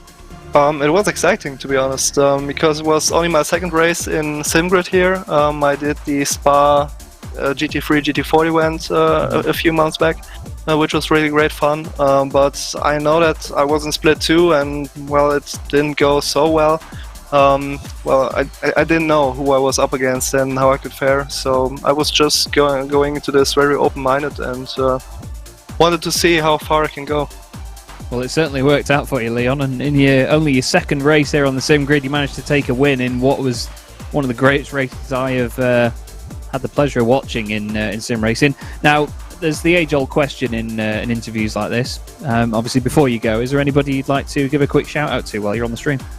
I would like to give a shout-out to all of you guys, to be honest. It was such a great event, very well organized. I'm looking forward to see the stream. And otherwise, I would just like to greet my teammates, my club mates, who I think are watching right now. And have a nice evening. And I would also, of course, like to congratulate all the winners in all the other classes and all the other podium runner-ups, because I think all of them did an amazing job keeping it clean in these conditions. So I think we all deserve this. Brilliant stuff. Nicely said, Leon. Nicely said. And to be fair, when you watch the stream back, you'll find out what it sounds like for me and Andy to commentate for an hour and a quarter when it sounds like we're being attacked by wasps. Honestly, it was just the most fantastic race to watch, mate. It was really, really good fun. But thank you very much for joining us, mate. And hopefully we'll see you on our screens again very soon. Yep. Thanks for having me. Bye. Thank you. Cheers. What a lovely bloke there.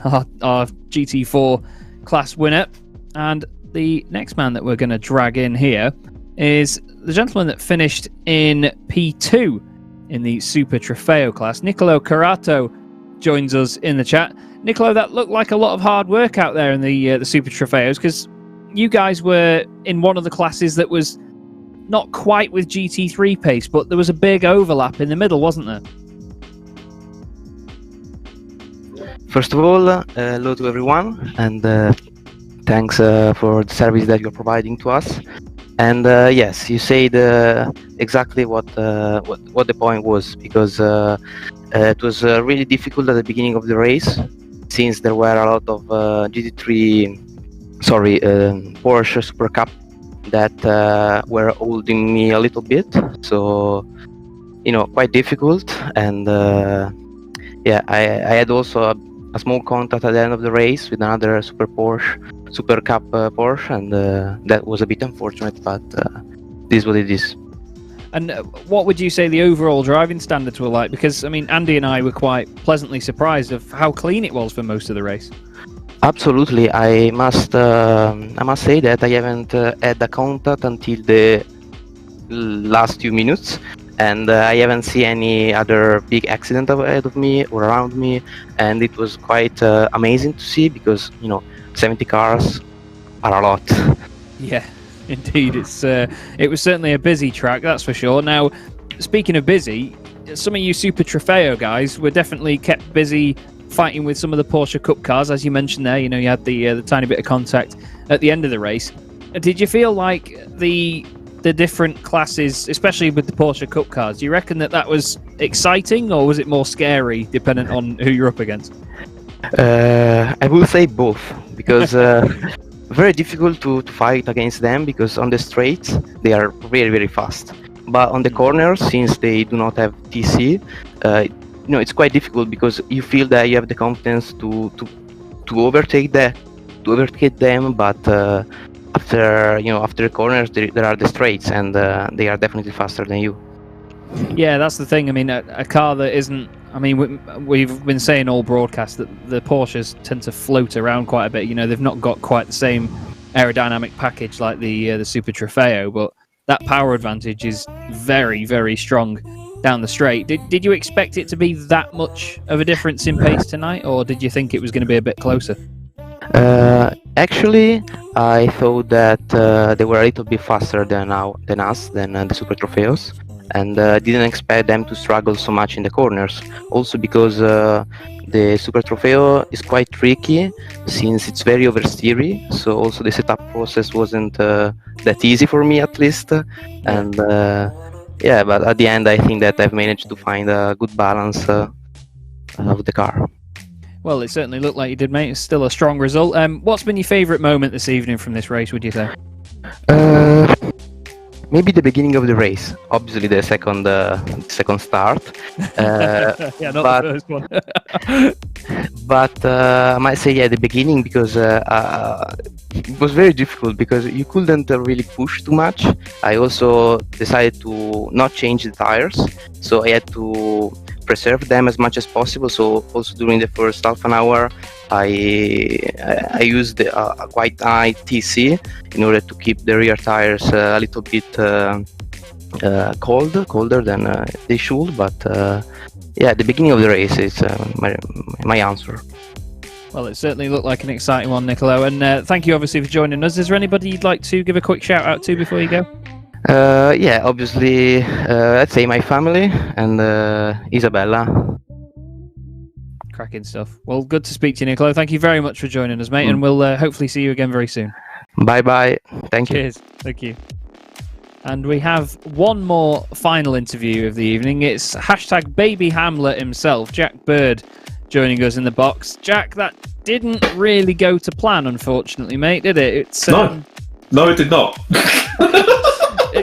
Man, you're still seeing the funny side of it, which is always good. But I mean, an event like this, God, that needs some WD-40. Oh, of course. There's so much sort of atmosphere around an event like this, isn't there? That sometimes when you do have a moment or a race, as we're seeing here between two Porsches on screen, doesn't quite go your way. You still got to just sort of sit back and enjoy it, haven't you? A bit.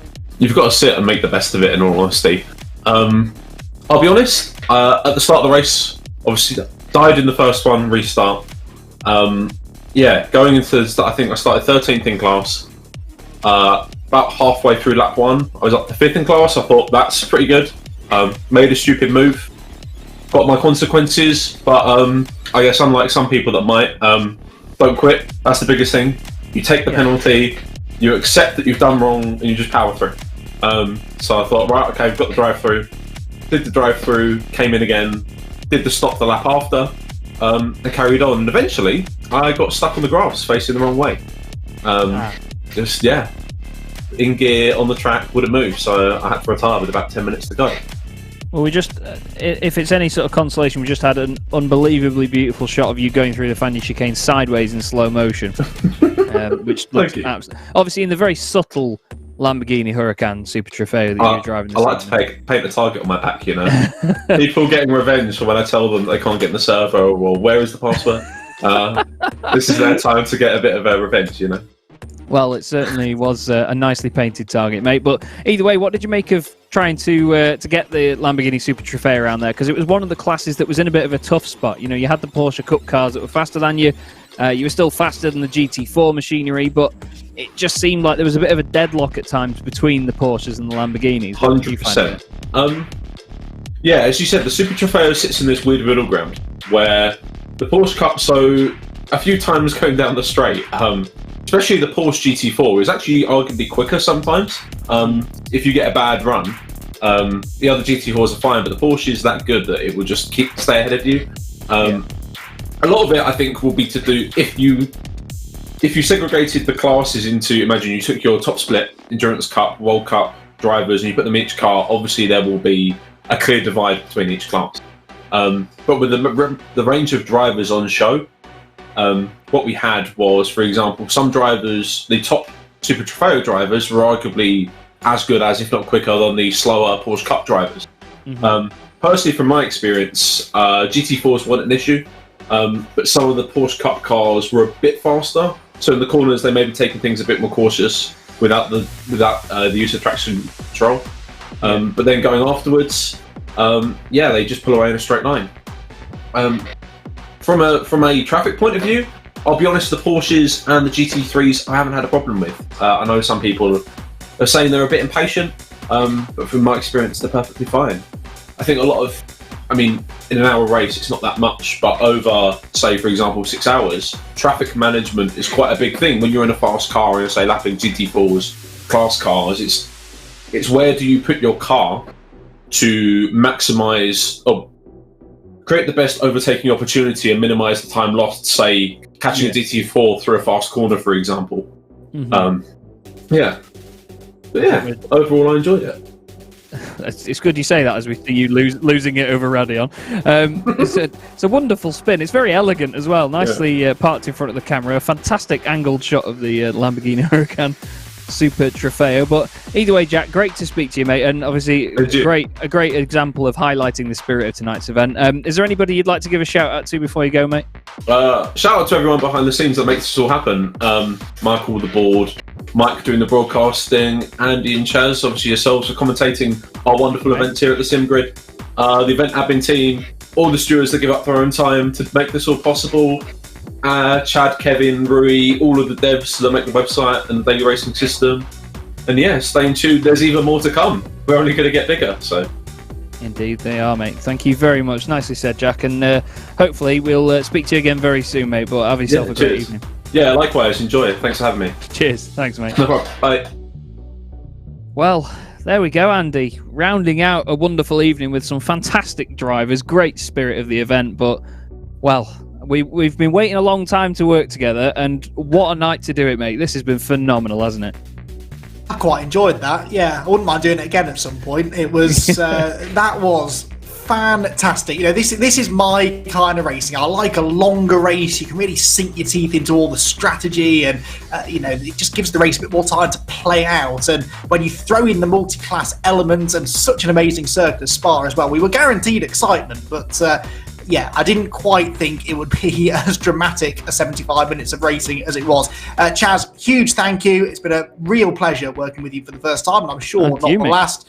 Yeah, looking forward to the next time we get the chance to do so. Huge congratulations as well to our class winners and all of the drivers that took part tonight. They've all put on a real show. I hope they've enjoyed this rather unique experience. And I must thank once again Michael Hamlet for all of his help with the broadcast, and Mike Yao, who's been, I'd imagine his eyes are out on stalks after trying to keep up with everything that was going on out on the track. We can all go and have a nice lie down in a cold dark room after that. I think we all need it. Thanks everyone that's tuned in. Hope you've enjoyed yourselves this evening.